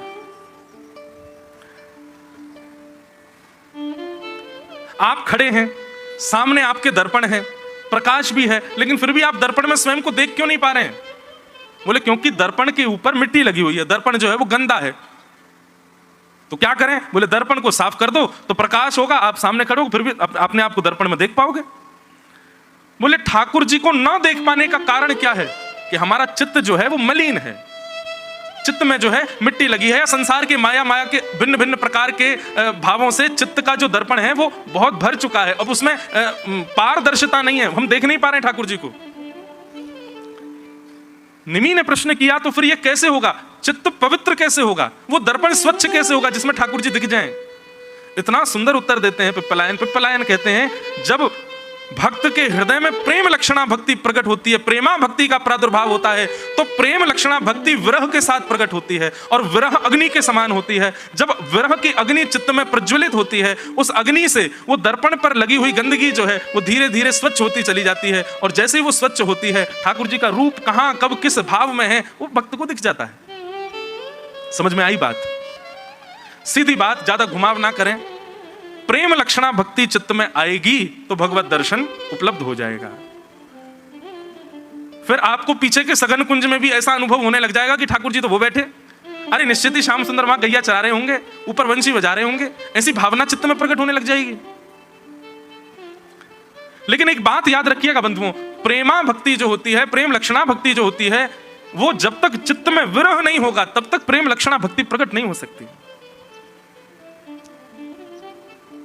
विरह आतुर भाव से ही प्रेम लक्षणा भक्ति प्रकट होती है। और यदि किसी ने अपने जीवन में विरह का अनुभव नहीं किया होगा, क्षमा करें, वो अपने आप को ठाकुर जी को प्रेमी ना कहे, अपने आप को केवल भक्त कहे। विरह प्रादुर्भाव चित्त में होगा तभी प्रेम प्रकट हो सकता है ठाकुर जी के प्रति। जिसके नेत्र कभी ठाकुर जी की स्मृति में सजल ना हुए हों, वो अपने आप को प्रेमी ना कहे, भक्त कहे केवल। मीराबाई कहती हैं, मीराबाई को जब ठाकुर जी की बहुत याद आती है ना, तो श्री मीराबाई पत्र लिखती ठाकुर जी को, पतियां मैं कैसे लिखूं, लिखी ही न जाए, पतियां मैं कैसे लिखूं, लिखी ही न जाए। क्यों नहीं लिखी जा रही है?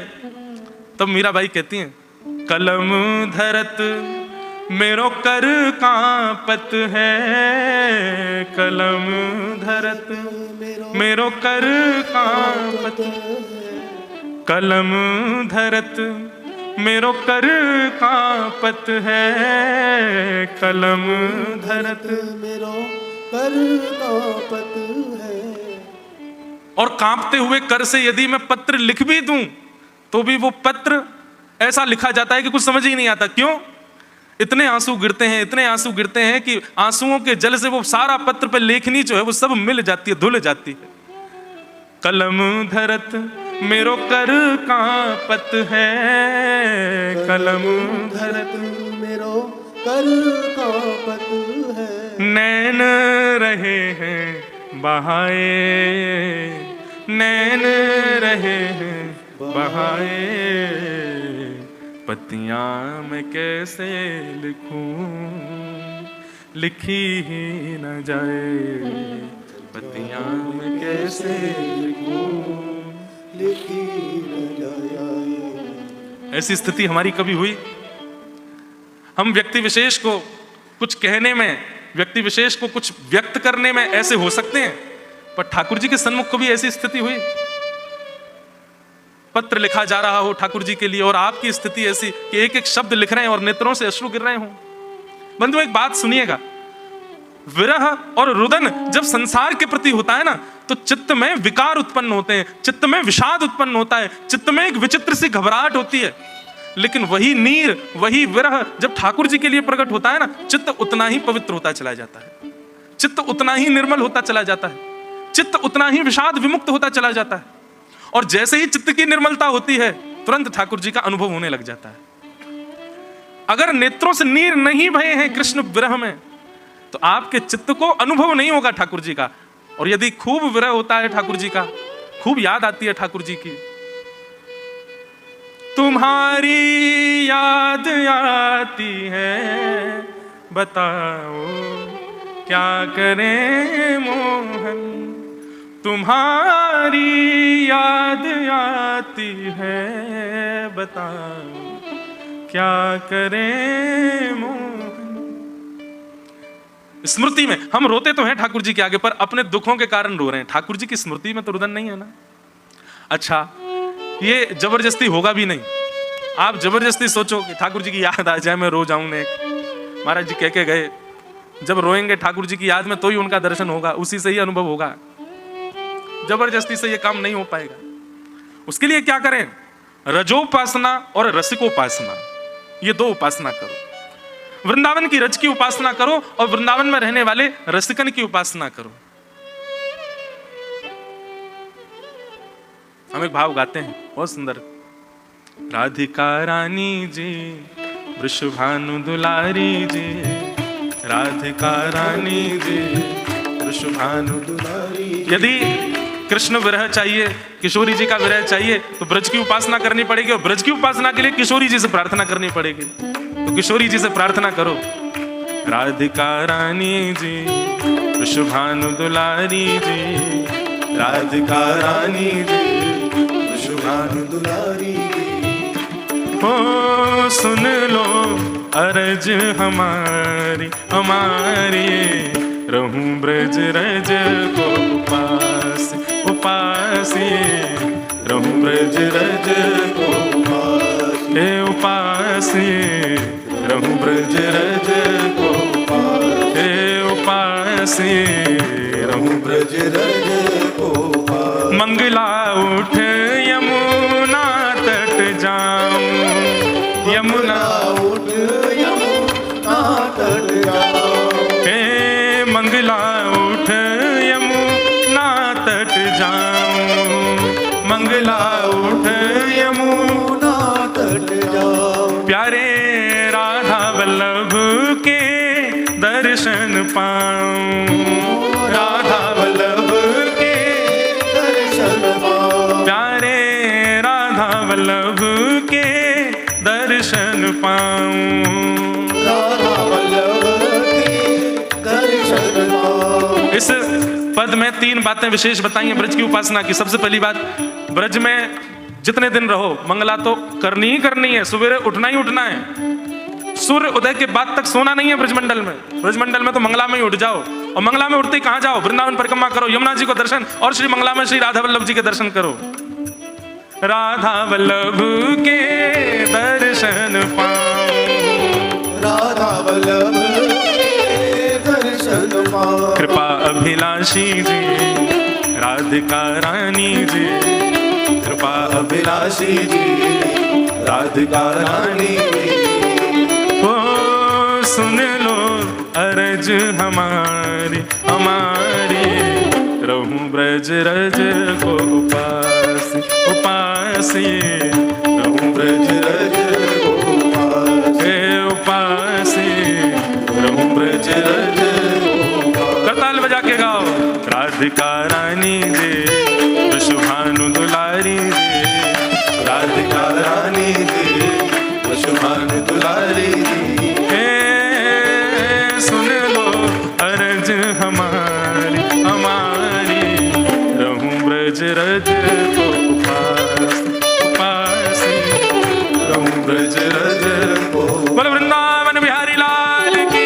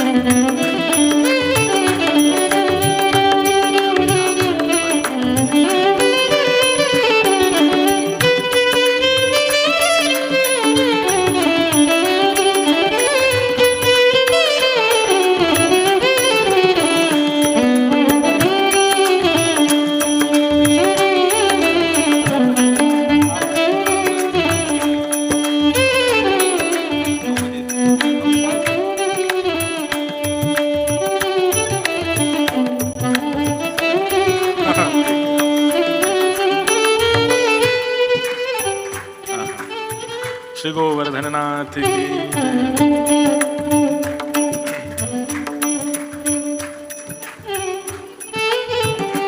ओ ब्रजवासिन के मधुकर पाऊं, ब्रजवासिन के मधुकर पाऊं, हे ब्रजवासिन के मधुकर पाऊं, ब्रजवासिन के मधुकर पाऊं, प्यारे राधा रमण की झांकी पाऊं, राधा रमण की झांकी पाऊं, मेरे राधा रमण की झांकी पाऊं, राधा रमण की झांकी पाऊं, ओ महलन वारी जी वृषभानु दुलारी जी, महलन वारी जी वृषभानु दुलारी ओ महलन वारी जी वृषभानु दुलारी जी, ओ महलन वारी जी वृषभानु दुलारी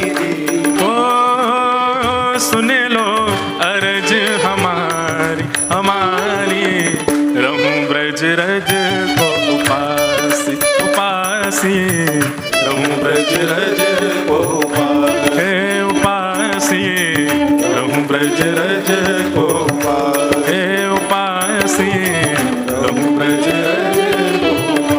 तो मंगला उठना है वृंदावन आकर के, यमुना जी जाना है, परिक्रमा लगानी है, राधा वल्लभ जी के दर्शन ये सुबह करना है। फिर मध्याह्न मतलब दोपहर में राजभोग के रूप में ब्रजवासियों के यहाँ की मधुकरी पानी है, श्री राधा रमण जी के दर्शन करने हैं। और फिर उसके बाद संध्या में, ये दोपहर से लेकर के संध्या तक का क्या करना है, ठाकुर जी शयन में तो हम भी शयन में, हम शयन में नहीं। ये दोपहर में जैसे ही मंदिर बंद हो जाते हैं तो ठाकुर जी के मंदिर बंद भये हैं, ठाकुर जी अनवसर में गए तो रसिकन की सेवा करो, रसिक जनन की सेवा पाऊं, रसिक जनन की सेवा, प्यारे रसिक जनन की सेवा पाऊं, रसिक जनन की सेवा, प्यारे कुंज बिहारी संग नेह लगाऊं, कुंज बिहारी संग नेह लगा, प्यारे कुंज बिहारी संग नेह लगाऊं, कुंज बिहारी संग नेह लगा, कृष्ण मनोहारिणी जी वृषभानु दुलारी जी, कृष्ण मनोहारिणी जी वृषभानु दुलारी ओ कृष्ण मनोहारिणी जी, ओ ब्रज की रानी जी, कृष्ण मनोहारिणी जी, ओ ब्रज की रानी जी, ओ सुने लो अर्ज हमारी हमारी, रहूं ब्रज रज को उपासी उपासी, रहूं ब्रज रज को हे उपासी, रहूं ब्रज रज को हे उपासी, रहूं ब्रज रज को। गाओ भाव से, राधिका रानी जी वृषभानु दुलारी जी, राधिका रानी जी वृषभानु दुलारी, ओ राधिका रानी जी बरसाने वाली जी, राधिका रानी जी बरसाने वाली, ओ सुन लो अर्ज हमारी हमारी, रहूं ब्रज रज को उपासी उपासी, रहूं ब्रज रज को उपासी। बंधुओं, इसकी जो अंतिम पंक्ति है ना वो मेरे भाव हैं, आपके भाव आप स्वयं निर्माण करो कि आपको क्या चाहिए ब्रजमंडल में, पर हमको जो चाहिए वो हमने इसमें कहा है। गोवर्धन पर्वत पे राजो, गोवर्धन पर्वत पे एक बात, वृंदावन में दो स्थान ऐसे हैं हमारे ब्रजमंडल में जहां निश्चित है कि ठाकुर जी मिलेंगे तो यहीं मिलेंगे। पहला तो है हमारी श्री यमुना जी को तट और दूसरा है श्री गोवर्धन की तलेटी। ठाकुर जी मिलेंगे तो इन दो जगह पर ही मिलेंगे, यदि ब्रज में कहीं मिले तो भैया जितना हो सके अपना ये आवागमन ये दो जगह पे ही ज्यादा रखो। वृंदावन में राधा वल्लभ राधा रमण सब जगह दर्शन करने के बाद फिर कहाँ जमुना जी पे पड़े रहो, और फिर जमुना जी पे जाओ तो गिरिराज जी में पड़े रहो। ये दो के अलावा तीसरी ठौर मत रखी हो, ये दो ही जगह हैं जहाँ ठाकुर जी मिलेंगे। हाँ, निधिवन में जामे, रात में जामे, सबको नहीं लेके जाते। वो ठाकुर जी को निज स्थान है, वहां सहगी सहचरी जाएंगी। लेकिन आपको निरावृत ठाकुर जी यदि मिलवे को मन बनाएंगे तो या तो यमुना जी के तट पर या गोवर्धन में। तो हमारो भाव का है श्यामाजू, गोवर्धन पर्वत पे राजो, गोवर्धन पर्वत पे राजो, हे गोवर्धन पर्वत पे राजो। गोवर्धन पर्वत पे और राजो। हे श्यामाजू, आप गिरिराज पर्वत पर विराजो, पर अकेली मत विराजो। हमारे नेक्स्ट सो लाला है ना, गिरधर लाल, गिरधर लाल संग दर्श करा दो, गिरधर लाल संग दर्श करा, प्यारे गिरधर लाल संग दर्श करा दो, गिरधर लाल संग दर्श करा। गिरधर प्यारी जी बरसाने वाली जी, ओ गिरधर प्यारी जी बरसाने वाली जी, मेरे गिरधर प्यारी जी विश्वभानु दुलारी जी, ओ गिरधर प्यारी जी विश्वभानु दुलारी जी। ओ सुन लो अरज हमारी हमारी, रहूं ब्रज रज को उपासी उपासी, रहूं ब्रज रज को उपासी, हे उपासी, रहूं ब्रज रज को उपासी, हे उपासी, रहूं ब्रज उपासी। हे राधिका रानी जी विश्वभानु दुलारी जी, राधिका रानी जी विश्वभानु दुलारी जी। ओ सुन लो अरज हमारी हमारी, रहूं ब्रज रज को उपास उपासे, रहूं ब्रज रज को उपासी, हे उपासे, रहूं ब्रज रज को हे उपासे, रहूं ब्रज रज को हे उपासे, रहूं ब्रज रज को उपासे, रहूं ब्रज रज को। बोलो वृषभानु दुलारी की जय। तो भैया विरह यदि प्राप्त करना है तो रज की उपासना और रसिकोपासना, ये दो उपासना प्रारंभ करो, कुछ ना करो। कई लोग कह रहे हैं महाराज जी कि वृंदावन की रज लानी चाहिए कि नहीं लानी चाहिए, लोग मना करते हैं वृंदावन की रज मत, देखो गिरिराज जी मत ले जाओ, वृंदावन की निधि मत ले जाओ, जो अखंड वृंदावन वासी हैं उनको मत। अब रज की अगर बात करो, अब मान लीजिए मैं ब्रजवासी और मैं वृंदावन से दिल्ली गया, तो रज कितनी रज तो मुंह में ही लिपट के चली गई। रज तो छोटे छोटे अणु हैं, वो तो सब जगह जाते हैं। पर हाँ, रज लेकर के जाने की अनुमति तभी है जब रज को आप साक्षात युगल सरकार मान करके लेके जाओ और उनकी उसी प्रकार उपासना करो। पता चली रज ले गए पड़ी है घर में कहीं पन्नी पॉलिथिन में साइड में, तो फिर अपराध है। आप ब्रज की निधि को ब्रज से दूर लेकर के तभी जा सकते हो जब आप ब्रज की निधि को ब्रज की निधि के भाव से अपने घर में विराजमान करो।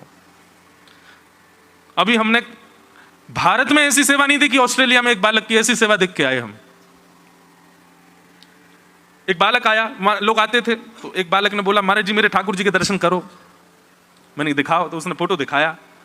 तो फोटो में क्या था, मुकुट रखा है, कुंडल पधराए हैं, मालाएं धारण हैं, पर बीच में केवल ऐसी एक गोल आकृति छोड़ी हुई है, उसमें केवल एक वस्त्र है और पीछे एक सुंदर से किसी, मानो ऐसा लग रहा था कोई कुछ स्थूल सा वस्तु है, उसको कपड़े पहना रखे, उसी पे मुकुट, उसी पे कुंडल, उसी पे सब आभूषण धारण। मैंने कि भैया बड़े अद्भुत ठाकुर जी हैं तुम्हारे, ये कैसे ठाकुर जी हैं, इनकी आंख नाक कान मुंह सब कहाँ है? बोले महाराज जी सब हैं, देखो आप ध्यान से। मैंने कि लाला मुंह ना दिख रहे, तू बता। तो बोलो महाराज जी ये वृंदावन की ब्रज रज है, मैं ब्रज रज को ही युगल सरकार मान करके उनका श्रृंगार करता हूं। मैंने कि लाला पूरे विश्व में सब ठाकुरन की सेवा कर रहे हैं, पर तेरी सेवा सर्वोपरि है। मैंने कि ये कथा मैं अपनी एक कथा में सुनाता हूं, एक कथा सुनाते हैं हम कि वृंदावन में 5-6 वैष्णव आपस में मिले, सब बात करने लगे। कोई बोलो मेरे गोपाल जी तो ऐसे, कोई बोलो मेरे युगल सरकार ऐसे, कोई बोलो मेरे गिरधर लाल ऐसे। चौथा भक्त जो था वो शांत बैठा था, सबने कही अरे तेरे ठाकुर जी कैसे? बोले मेरे ठाकुर जी बहुत ही सुंदर हैं। बोले हम सबने एक दूसरे के ठाकुर जी देखे, तेरे ठाकुर जी कभी नहीं देखे। तो वो बोलो मैं अपने ठाकुर जी को दर्शन नहीं कराऊंगा। और क्यों ना कराएगा? बोले मेरे ठाकुर जी को देख करके सब यूं कहेंगे ये कैसे ठाकुर जी। तो बाकी के वैष्णव बोले अरे हमें दर्शन करा दे भैया। बोले नहीं तुम लोग कहोगे ये कैसे ठाकुर जी। बोले हम सौगंध खा रहे हैं, हम नहीं कहेंगे ये कैसे ठाकुर जी। बोले पक्का? बोले बिल्कुल पक्का, तू ले चल हमें। अपने कुटिया में लेके आयो। सो कुटिया में जैसे मैंने कहा ये रहे मेरे ठाकुर जी, तो क्या था, एक पाटा था, पाटा के ऊपर घड़ा रखा था और घड़े पे ही तिलक चंदन पुष्प आदि सब पधराए हुए थे, उसी पे ही वस्त्र पधराया हुआ था। बोले ये रहे मेरे ठाकुर जी। तो जो बाकी के वैष्णव आए उनके मुंह से निकल ही गई, ये कैसे ठाकुर जी? बोले मैंने पहले ही कही थी, यूं मत कहना ये कैसे ठाकुर जी। अरे नहीं नहीं लाला, ठाकुर जी तो बड़े गोल मटोले तेरे मटका से, लेकिन यूं तो बता ये ठाकुर जी हैं कैसे? तो उसने कहा, बोले वृंदावन में जितने भी ब्रजवासी हैं, वृंदावन में जितने भी रसिक जन हैं, वृंदावन में कोई भी संत आते हैं, कोई भी हरिस्मरण करते हुए वैष्णव भक्त वृंद मुझे विचरण करते हुए दिखते हैं, मैं उनके पीछे पीछे चल करके वो जैसे जैसे पग आगे बढ़ाते हैं उनकी रज उठा उठा करके या घड़ा में भरता जाऊं, और यही मेरी सेवा है, मैं उनकी रज की ही सेवा कर रहा हूं। ये समस्त वृंदावन के ब्रजवासी और रसिक जनन की रज है, वही रज ही श्यामा श्याम के रूप में विराज रहे, मैं उनकी सेवा कर रहा हूं। अब बताओ ये कैसे ठाकुर जी? निर्गुण निराकार ऐसे ठाकुर जी। तो विषय यह चल रहा है कि भगवत प्रेम यदि चित्त में प्रकट करना हो तो उसके लिए क्या करें? रसिक जनों की संगति, बिना महत पाद रजोभिषेकम, उनकी चरण रज माथे से लगाओ, और केवल चरण रज से काम नहीं बनेगा, फिर उनके वचनामृत श्रवण करो, और वचनामृतों में जो भगवत प्रेम वो बताते हैं उसको अटूट विश्वास के साथ में चिंतन करो। बंधुओं, याद उसकी आती है, प्रेम उससे होता है जिसको हम अत्यंत करीबी बना लेते हैं, जिसके बिना हमारा अस्तित्व नहीं है, जिसके बिना हम रह नहीं पाते, उसका विरह होता है। हमने ठाकुर जी को अपना बनाया नहीं, इसलिए उनका विरह नहीं होता। हम ठाकुर जी के बिना रह सकते हैं, इसलिए उनका विरह नहीं होता। अभी ये प्रारंभिक बात बता रहा हूं, कई वैष्णव तो ऐसे भी हैं वो बेचारे इतने परेशान, इतना विरह हो गया, अब क्या करें? दोनों में सहायक हमारी श्यामा जी है। विरह प्राप्त भी वही कराएंगी ठाकुर जी का, और विरह से निवृत्त भी श्यामा जी कराएंगी। सबसे पहले तो रसिक जनों की संगति करके, रसिक जनों के समीप बैठ करके, उनकी भगवत वाणी सुनकर के उस पर अटूट भरोसा करके ठाकुर जी की लीला का चिंतन किया करो। ये हम जो लीलाएं सुनाते हैं ना, या जो भी कथा वक्ता लीला सुनाते हैं ठाकुर जी की, उस लीला का श्रवण करने के बाद में एकांतिक चिंतन निश्चित किया करो। और एक बात बताऊं आपको, जितनी लीला सुनी है उतने तक सीमित मत रखो, उस लीला में अपने भाव भी कुछ जोड़ो, और उस लीला का और विस्तार करो, और सुंदर सुदृढ़ बनाओ उसको।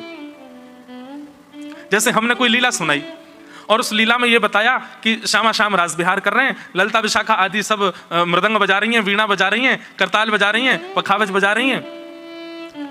आपका मन उस समय क्या विचार करना चाहिए कि महाराज जी जो लीला सुना रहे हैं उस लीला में सब व्यवस्था है, ऐसी कौन सी अव्यवस्था है जिससे श्यामा श्याम को, जिसकी श्यामा श्याम को आवश्यकता है, वो व्यवस्था मैं करूं लीला में।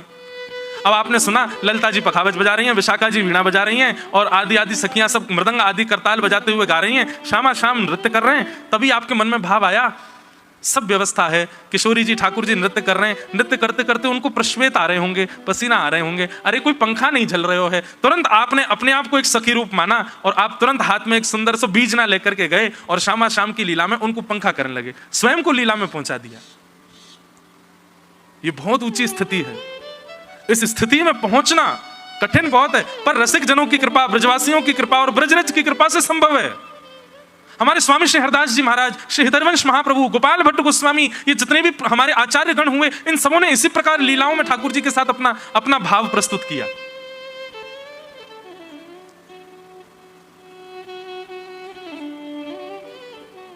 एक लाली आई थी परसों कथा में, उसको ऐसी लीलाओं का चिंतन होता है, वो पहले भी 2-4 लीला मुझे सुना चुकी है, और बहुत सुंदर लीलाओं का चिंतन होता है। परसों मुझे एक लीला सुनाई, बोले महाराज जी मन में भाव आता है। मैंने क्या भाव आता है? बोले ठाकुर जी कह रहे हैं कि रास में किशोरी जी साथ हैं। लो लीला कछुक ऐसी है कि ठाकुर जी ने माइक बंद कर दो, मत बतावे, अंतरंग है। श्यामा प्यारी कुंज बिहारी, जय जय श्री हरिदास दुलारी। श्यामा प्यारी कुंज बिहारी,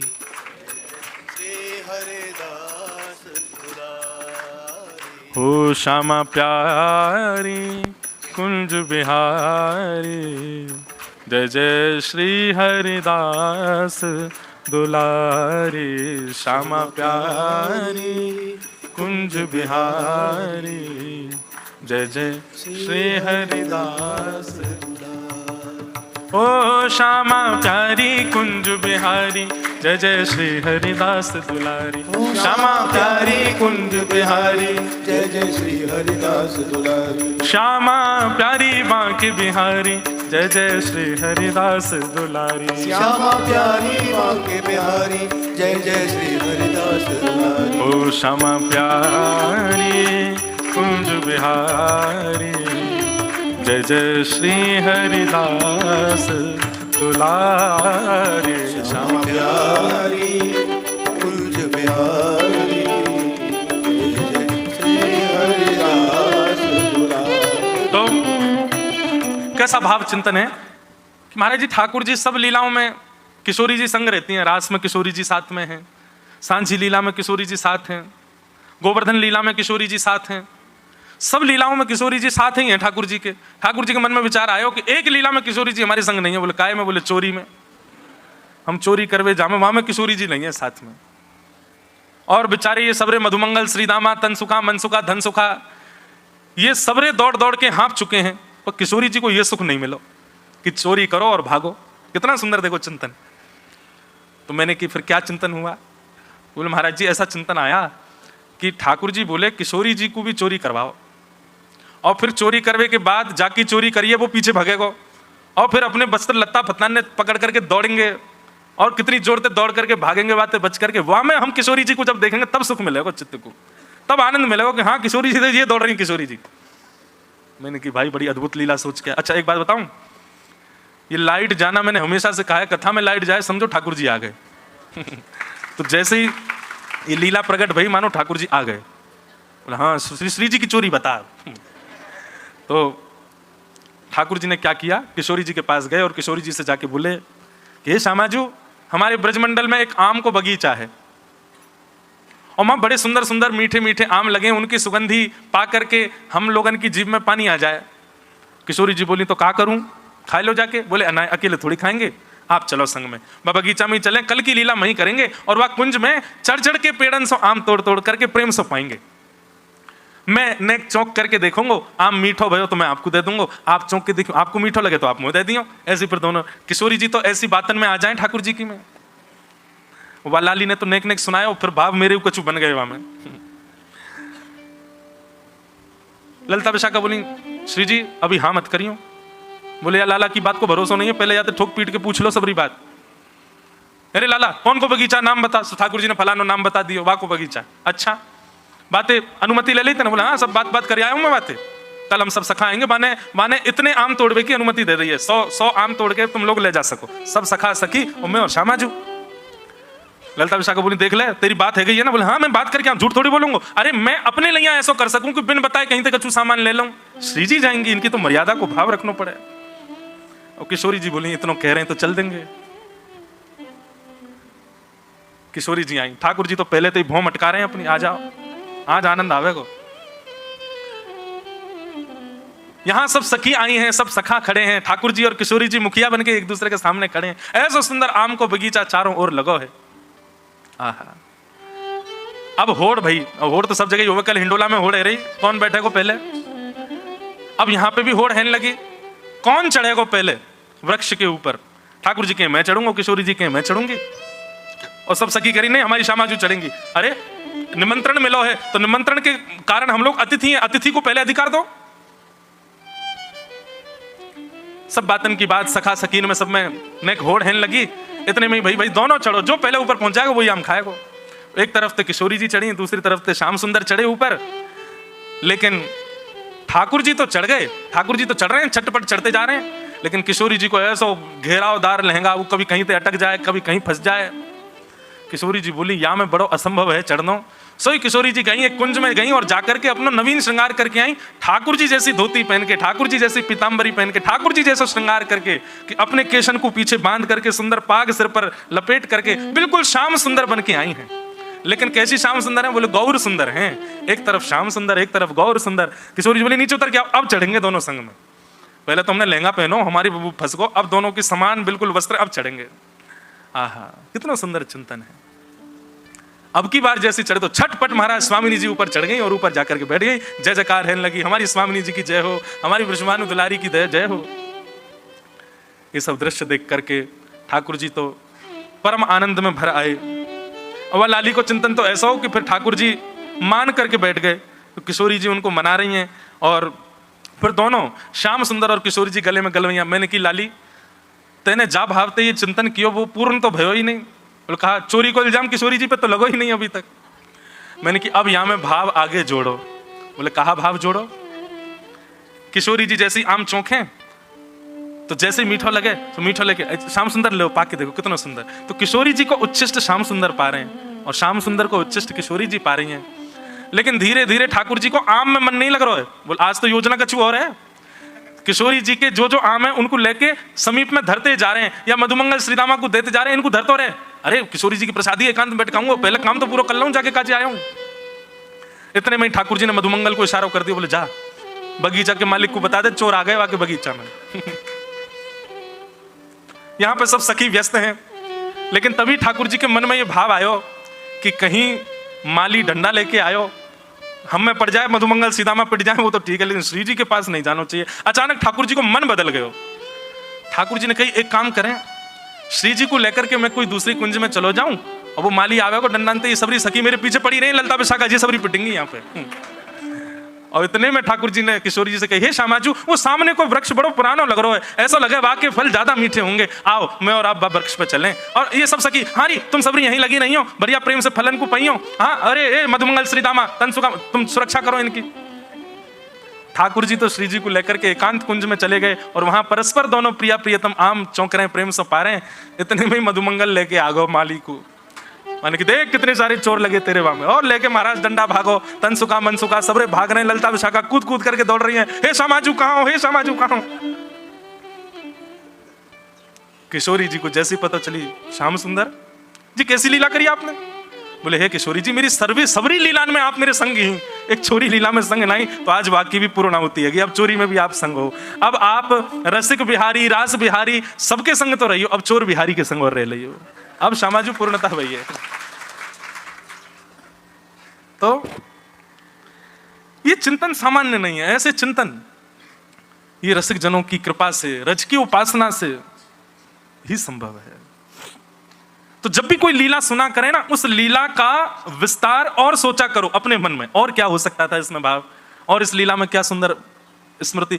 ऐसे ही लीला चिंतन करते रहोगे, संसार के विषय विषादों का चिंतन करने का समय नहीं मिलेगा आपको, उसकी चिंता हो ही नहीं सकती आपको, उसमें परेशान हो गए नहीं आप। आपकी परेशानी तो यही रहेगी। बोले कहा शाम आशाम दोनों वन में गए और दोनों उनकी चुनरी। अपना एक चिंतन भाव बताऊं, एक बार मैं लीला पढ़ रहा था तो लीला में क्या हुआ कि ऐसा भाव आयो कि किशोरी जी वन में भ्रमण कर रही हैं, सोई का भयो किशोरी जी की चुनरी उलझ गई कोई लता सो।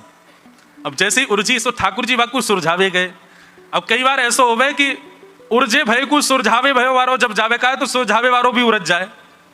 तो किशोरी जी तो उलझी भई हैं, यहाँ ठाकुर जी की पीतांबरी भी उलझ गई। अब सब ललता विशाखा योजना बना रही हैं दोनों उनको कैसे सुरझाए हो जाए। लेकिन जैसे ही ललता विशाखा सुरझावे गई सोई मन में एक भाव आयो, अरे ललता विशाखा काय को जा रही हो, क्यों इन दोनों को उलझो ही रहने दो, ये दोनों उलझे ही रहेंगे। उलझनो समझे ना, उलझनो मतलब जैसे कोई सघन वृक्ष है, वहां आपको कोई कपड़ा फंस जाए या कछु उलझ जाए। मन में भाव आया हे ललता विशाखा काय को सुरझावे जा रही हो, ये दोनों डटे तो है ना, कभी कहीं चले जाएं कभी कहीं चले जाएं, आज इनको उलझो ही रहने दो। और उलझे भय दोनों ते अपने मन की सबरी कामना पूरी करवा लो आज। हे श्यामा श्याम आप दोनों उलझ गए हो आज, अब हम तब सुरझावेंगे, पहले हमको वचन दो। कहा वचन चाहिए? बोले पहले तो ये वचन दो कि ब्रजमंडल से हमको कभी दूर मत करियो। दूसरा वचन हमको ये दो कि या ब्रज के प्रति हमारो प्रेम दिन ब दिन बढ़तो ही रहे। और तीसरा वचन हमको ये दो हम जब चाहें तब युगल रूप हमारे सामने दर्शन दे दे। ये तीन मनोकामना पूरी करो तब तुम्हें सुलझाएंगे, नहीं तो नहीं सुलझा रहे, उलझे रहो यहीं पे खड़े रहो। अब ये मन का भाव। पद में और लीला में तो ऐसा था कि ललता विशाखा ने योजना बना के दोनों को सुलझा दिया, लेकिन मेरे मन में आप काय को सुलझा रहे हो, उलझो ही रहने दो, खड़े रहने दो, दोनों अपने मन की सबरी कामना पूरी करवा लो।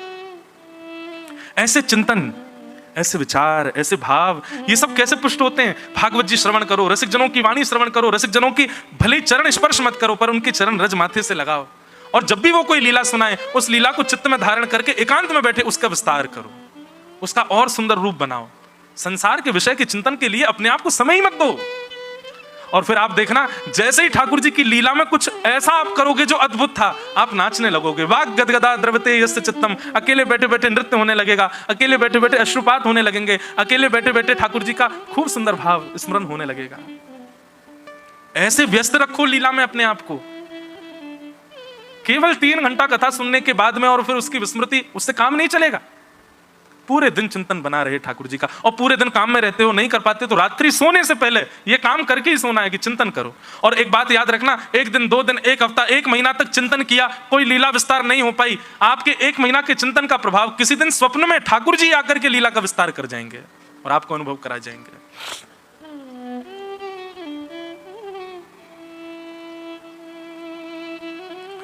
पिप्पलायन कहते हैं,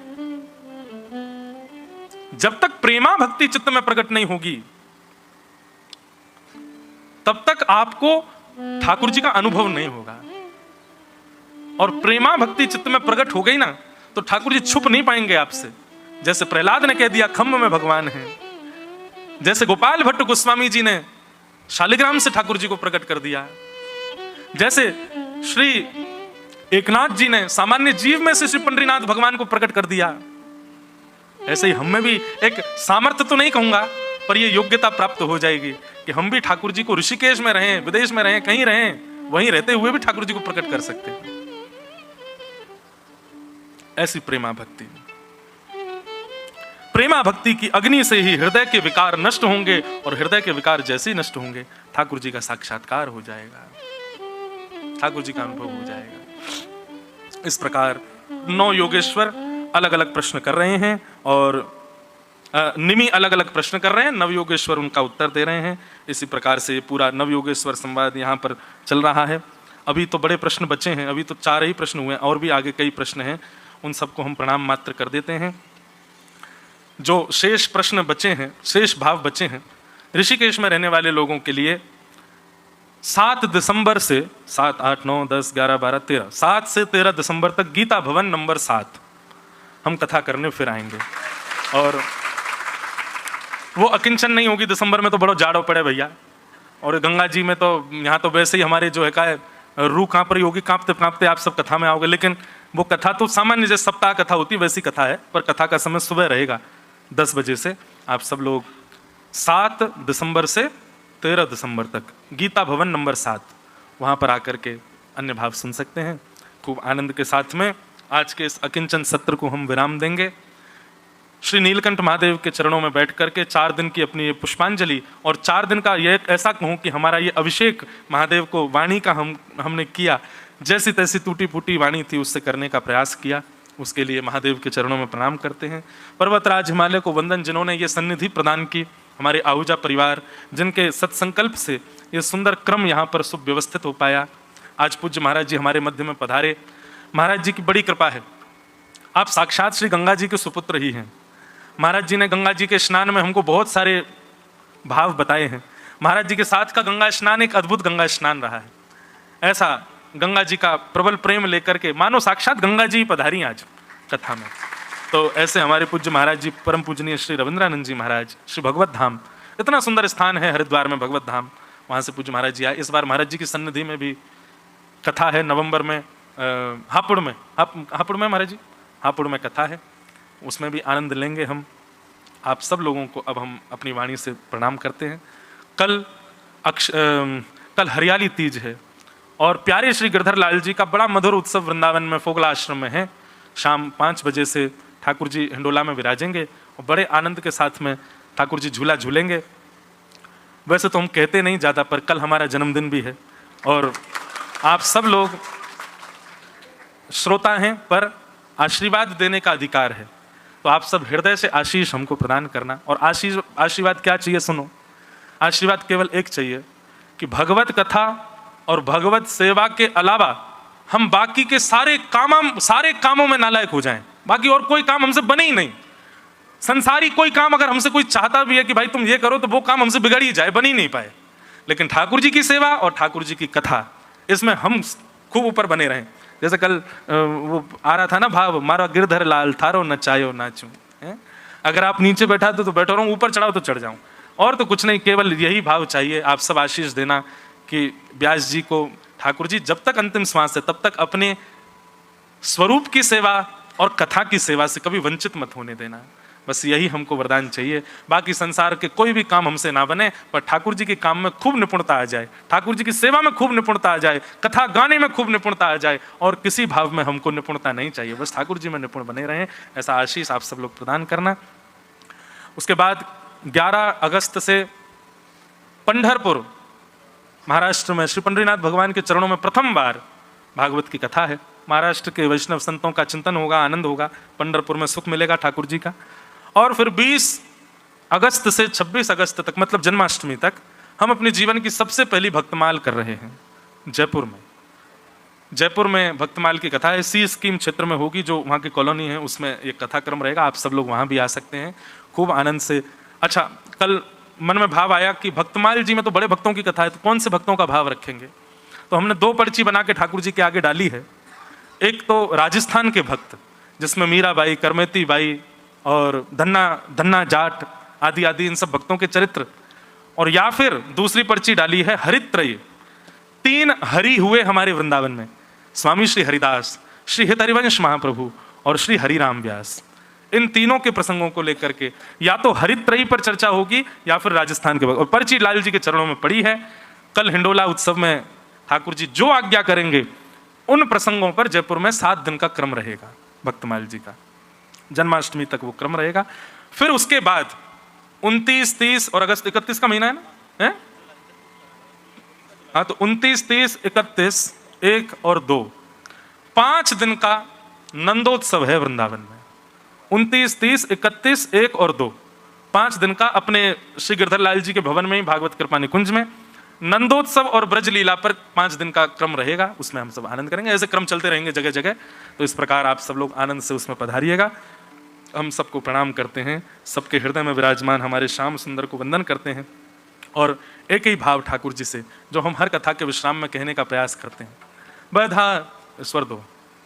बधाई में दीजो श्री ब्रज धाम, बधाई में दीजो श्री ब्रज धाम, बधाई में दीजो श्री ब्रज धाम, बधाई में दीजो श्री ब्रज धाम। हे श्यामाजू, आप कृपा करके या उत्सव की बधाई में हमको वृंदावन प्रदान करो। वन उपवन और मोर वानर में, वन उपवन और मोर वानर में, कहीं लिख लीजो मेरो नाम, कहीं लिख लीजो मेरो नाम, हे कहीं लिख लीजो मेरो नाम,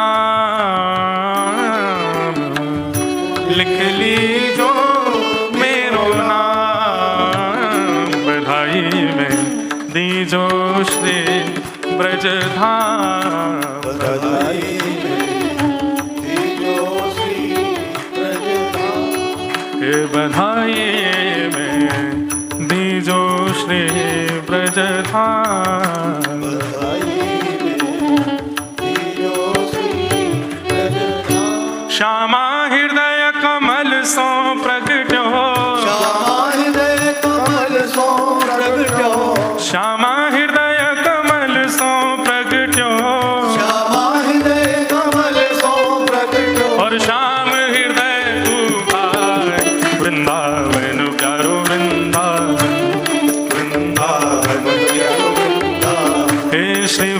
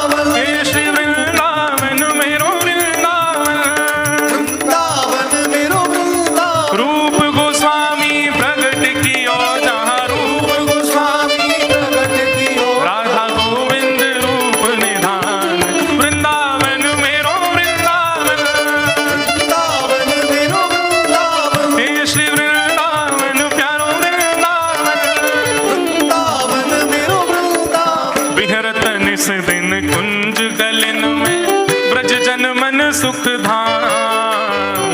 विहरत निश दिन कुंज गलिन में ब्रज जन मन सुख धाम। हाँ प्यारो ब्रज जन मन सुख धाम। प्यारो ब्रज जन मन सुख धाम। हे मदन मोहन को रूप निरख के, मदन मोहन को रूप निरख के, श्री मदन मोहन को रूप निरख के, मदन मोहन को रूप निरख के। हे सनातन बल बल जाए वृंदावन प्यारो वृंदावन।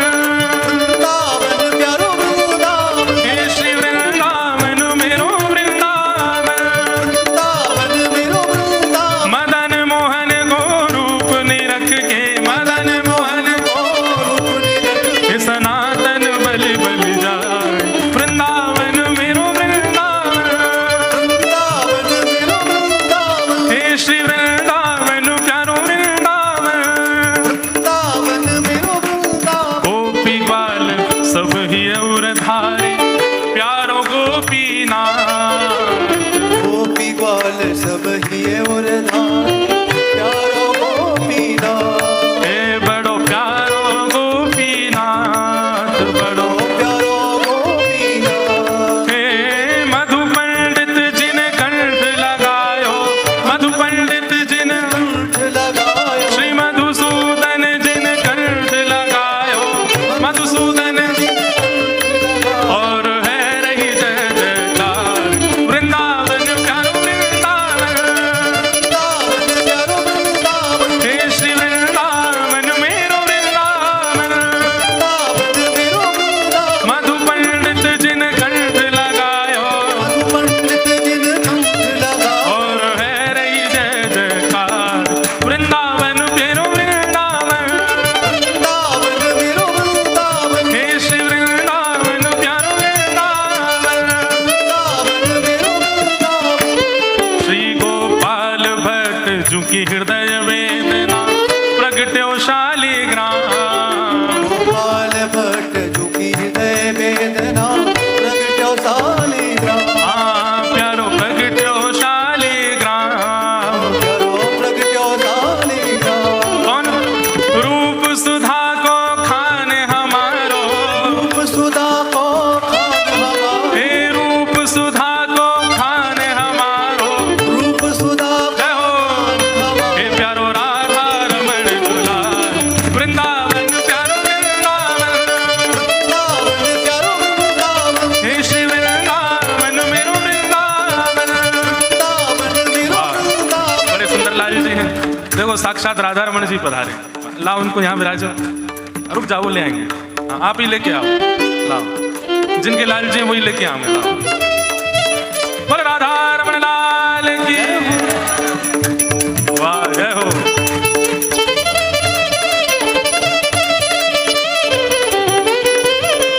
श्री राधा रमण लाल की। अब आप विराज जाओ, अब ये हमारे हो गए।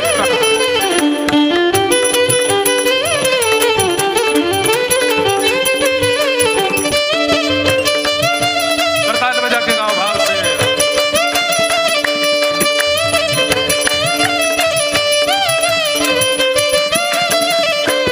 हे आतुर हित हरिवंश पुकारो श्री राधा राधा नाम। आतुर हित हरिवंश पुकारो राधा राधा नाम। हे बड़ो प्यारो राधा नाम। बड़ो प्यारो राधा नाम। हे बड़ो मीठो राधा नाम। बड़ो बड़ो मीठो राधा नाम। हे सघन कुंज यमुना तट आयो। सघन कुंज यमुना तट आयो। सघन कुंज वृंदावन आयो। सघन कुंज वृंदावन। हे प्यारो राधा वल्लभ लाल वृंदावन मेरो वृंदावन। वृंदावन प्यारो वृंदावन। हे श्री वृंदावन मेरो वृंदावन। वृंदावन मेरो वृंदावन। सघन कुंज वृंदावन आयो। सघन कुंज हे प्यारो राधा वल्लभ लाल वृंदावन मेरो वृंदावन। वृंदावन मेरो वृंदावन। हे श्री वृंदावन प्यारो वृंदावन। वृंदावन मेरो वृंदावन। हे जुगल किशोर को लाड़ लड़ायो न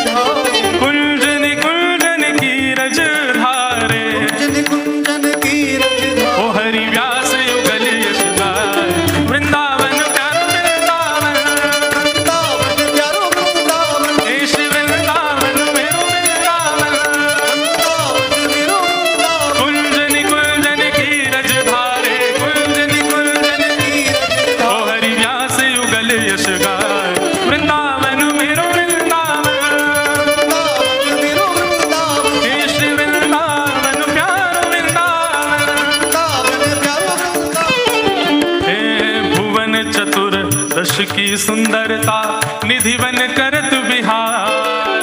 भुवन चतुर्दश की सुंदरता निधि बन करत बिहार। हे भुवन चतुर्दश की सुंदरता निधि बन करत बिहार। चतुर्दश की सुंदरता निधि बन करत बिहार। हे श्यामा प्यारी बांके बिहारी, श्यामा प्यारी बांके बिहारी, श्यामा प्यारी कुंज बिहारी, श्यामा प्यारी कुंज बिहारी। और जय जय श्री हरिदास वृंदावन मेरो वृंदावन। वृंदावन मेरो वृंदावन, हे श्री वृंदावन प्यारो वृंदावन। वृंदावन मेरो वृंदावन। श्यामा प्यारी कुंज बिहारी, श्यामा प्यारी कुंज बिहारी, हे श्यामा प्यारी बांके बिहारी, श्यामा प्यारी कुंज बिहारी, हे श्यामा प्यारी कुंज बिहारी, हे श्यामा प्यारी कुंज बिहारी, हे श्यामा प्यारी बांके बिहारी, श्यामा प्यारी बांके बिहारी। और जय जय श्री हरिदास वृंदावन प्यारो वृंदावन। वृंदावन मेरो वृंदावन, हे श्री वृंदावन मेरो वृंदावन। वृंदावन मेरो वृंदावन। जिनकी कृपा से यह रस प्रगट्यो वृंदावन अभिराम। की कृपा से यह रस प्रगट्यो वृंदावन अभिराम। हे जिनकी कृपा से यह रस प्रगट्यो वृंदावन अभिराम। जिनकी कृपा से यह रस प्रगट्यो वृंदावन अभिराम। हे सप्त निधिन को ही उजियारो, सप्त निधिन को ही उजियारो, यह आनंद करवावे बारो, यह आनंद करवावे बारो। हाँ हम सबको मिलवावे बारो, हम सबको मिलवावे बारो। और हम सबको प्राणन ते प्यारो। हम सबको प्राण जय हो प्यारो। हमारो गिरधर लाल वृंदावन प्यारो वृंदावन। वृंदावन प्यारो वृंदावन, हे श्री वृंदावन मेरो वृंदावन। वृंदावन मेरो वृंदावन। हम सबको मिलवावे बारो, हम सबको मिलवावे बारो। और यह आनंद करवावे बारो। हे हमारो गिरधर लाल वृंदावन प्यारो वृंदावन। वृंदावन प्यारो वृंदावन, हे श्री वृंदावन मेरो वृंदावन। वृंदावन मेरो वृंदावन। जय जय श्यामा जय जय श्याम, जय जय श्री वृंदावन धाम। हे जय जय श्यामा जय जय श्याम, जय जय श्री वृंदावन धाम। प्यारी श्यामा प्यारो श्याम, प्यारो श्री वृंदावन धाम। हे प्यारी राधे तेरो नाम, प्यारी श्यामा तेरो नाम, प्यारो श्री वृंदावन धाम। जय जय श्यामा जय जय श्याम, जय जय श्री वृंदावन धाम। जय जय श्यामा जय जय श्याम, जय जय श्री वृंदावन धाम। जय राधे राधे, जय राधे राधे, जय राधे राधे, जय राधे राधे, जय राधे राधे, जय राधे राधे, जय राधे राधे। वृषभान दुलारी बरसाने वारी, श्री कृष्ण प्यारी हरिदास दुलारी, हरिवंश प्यारी। जय राधे राधे, जय राधे राधे राधे, जय राधे राधे, जय राधे राधे, जय राधे राधे, जय जय राधे राधे, जय राधे राधे, जय राधे राधे, जय राधे राधे, जय राधे राधे राधे, जय राधे राधे राधे, जय जय राधे राधे राधे, जय जय राधे राधे राधे, जय जय श्री राम, जय जय श्री राम, जय जय श्री राम। बोल वृंदावन बिहारी लाल की, श्री राधा रमण लाल की, श्री राधा वल्लभ लाल की, प्यारे गिरधर लाल की, श्री गोवर्धन लाल की, श्याम सुंदर श्री यमुने महारानी की, नीलकंठ महादेव की, गंगा मैया की, सब संतन की, सब भक्तन की, सब विप्रन की, पूछरी के लौटा की। हु प्यारे, क्या बात है बंसी वारे, शाबाश। जय जय श्री राम। नमः पार्वती। पार्वती पतये हर हर महादेव। सबको जय श्री कृष्ण, जय सिया राम, जय श्रीमन नारायण। श्री गिरधर लाल जी के अभी दर्शन होंगे और हम भी अभी मिल लेंगे और फिर हमको प्रस्थान करना है। पुनः ऋषिकेश की भूमि पर आएंगे दिसंबर में, फिर कथा यहाँ पर सुनाएंगे। आप सब लोग जरूर पधारिएगा। पर्वतराज हिमालय को एवं यहाँ विद्यमान समस्त दैवी शक्तियों को बारंबार प्रणाम, आप सबको बारंबार वंदन करते हुए मुख्य यजमान निमित्त मात्र जिनके प्रकल्पों से ये कथा का शुभ आयोजन, हमारे आहूजा परिवार, इनके लिए एक बार करताल ध्वनि बजाओ। एक परिवार के सत्संकल्प से कितने वैष्णवों को ये सुख मिला।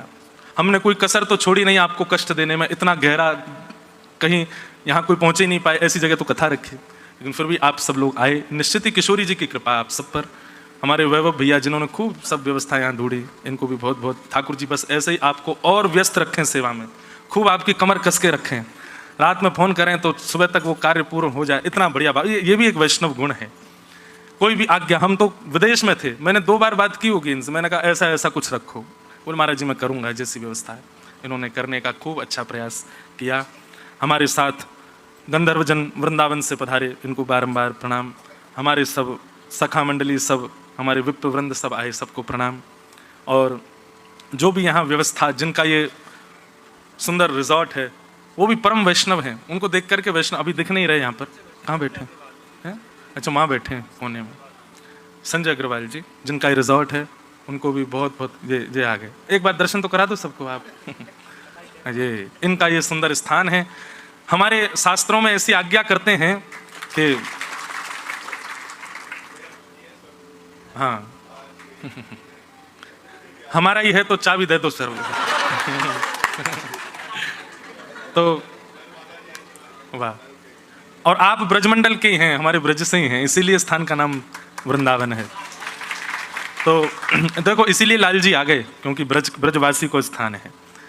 हमारे शास्त्र में कहते हैं कि महादेव एक भूमि को प्रणाम कर रहे थे, तो पार्वती जी ने पूछा आप इस भूमि को प्रणाम क्यों कर रहे हो? तो महादेव कहते हैं देवी इस भूमि पर इतने वर्ष पहले कथा हुई थी, इसलिए भूमि पवित्र हो गई, इसलिए मैं इसको प्रणाम कर रहा हूँ। मतलब जहाँ कथा हो जाती है महादेव उस भूमि को प्रणाम करते हैं। आगे चल करके महादेव ने एक भूमि को फिर प्रणाम किया, तो पार्वती जी बोली यहाँ पे भी कथा हुई थी। बोले नहीं यहाँ कथा हुई नहीं, यहाँ इतने वर्ष बाद होगी, इसलिए मैं प्रणाम कर रहा हूँ। तो मतलब जिस भूमि पर आप बैठे हो महादेव ने इसको चुना है। कथा कहीं भी हो पूरे विश्व में, वो महादेव के द्वारा चुनी गई भूमि होती है। तो ये निश्चित ही महादेव ने इसका चयन किया। श्री लाल जी पधारे, और जो भी व्यवस्था यहाँ पर जिन्होंने भी संभाली, सबको हम बारंबार वंदन करते हैं, सबको नमन करते हैं, सबको बारंबार जय श्री कृष्ण करते हुए अपनी वाणी को विराम करते हैं। जय जय श्री राधे, जय जय श्री राधे, जय जय श्री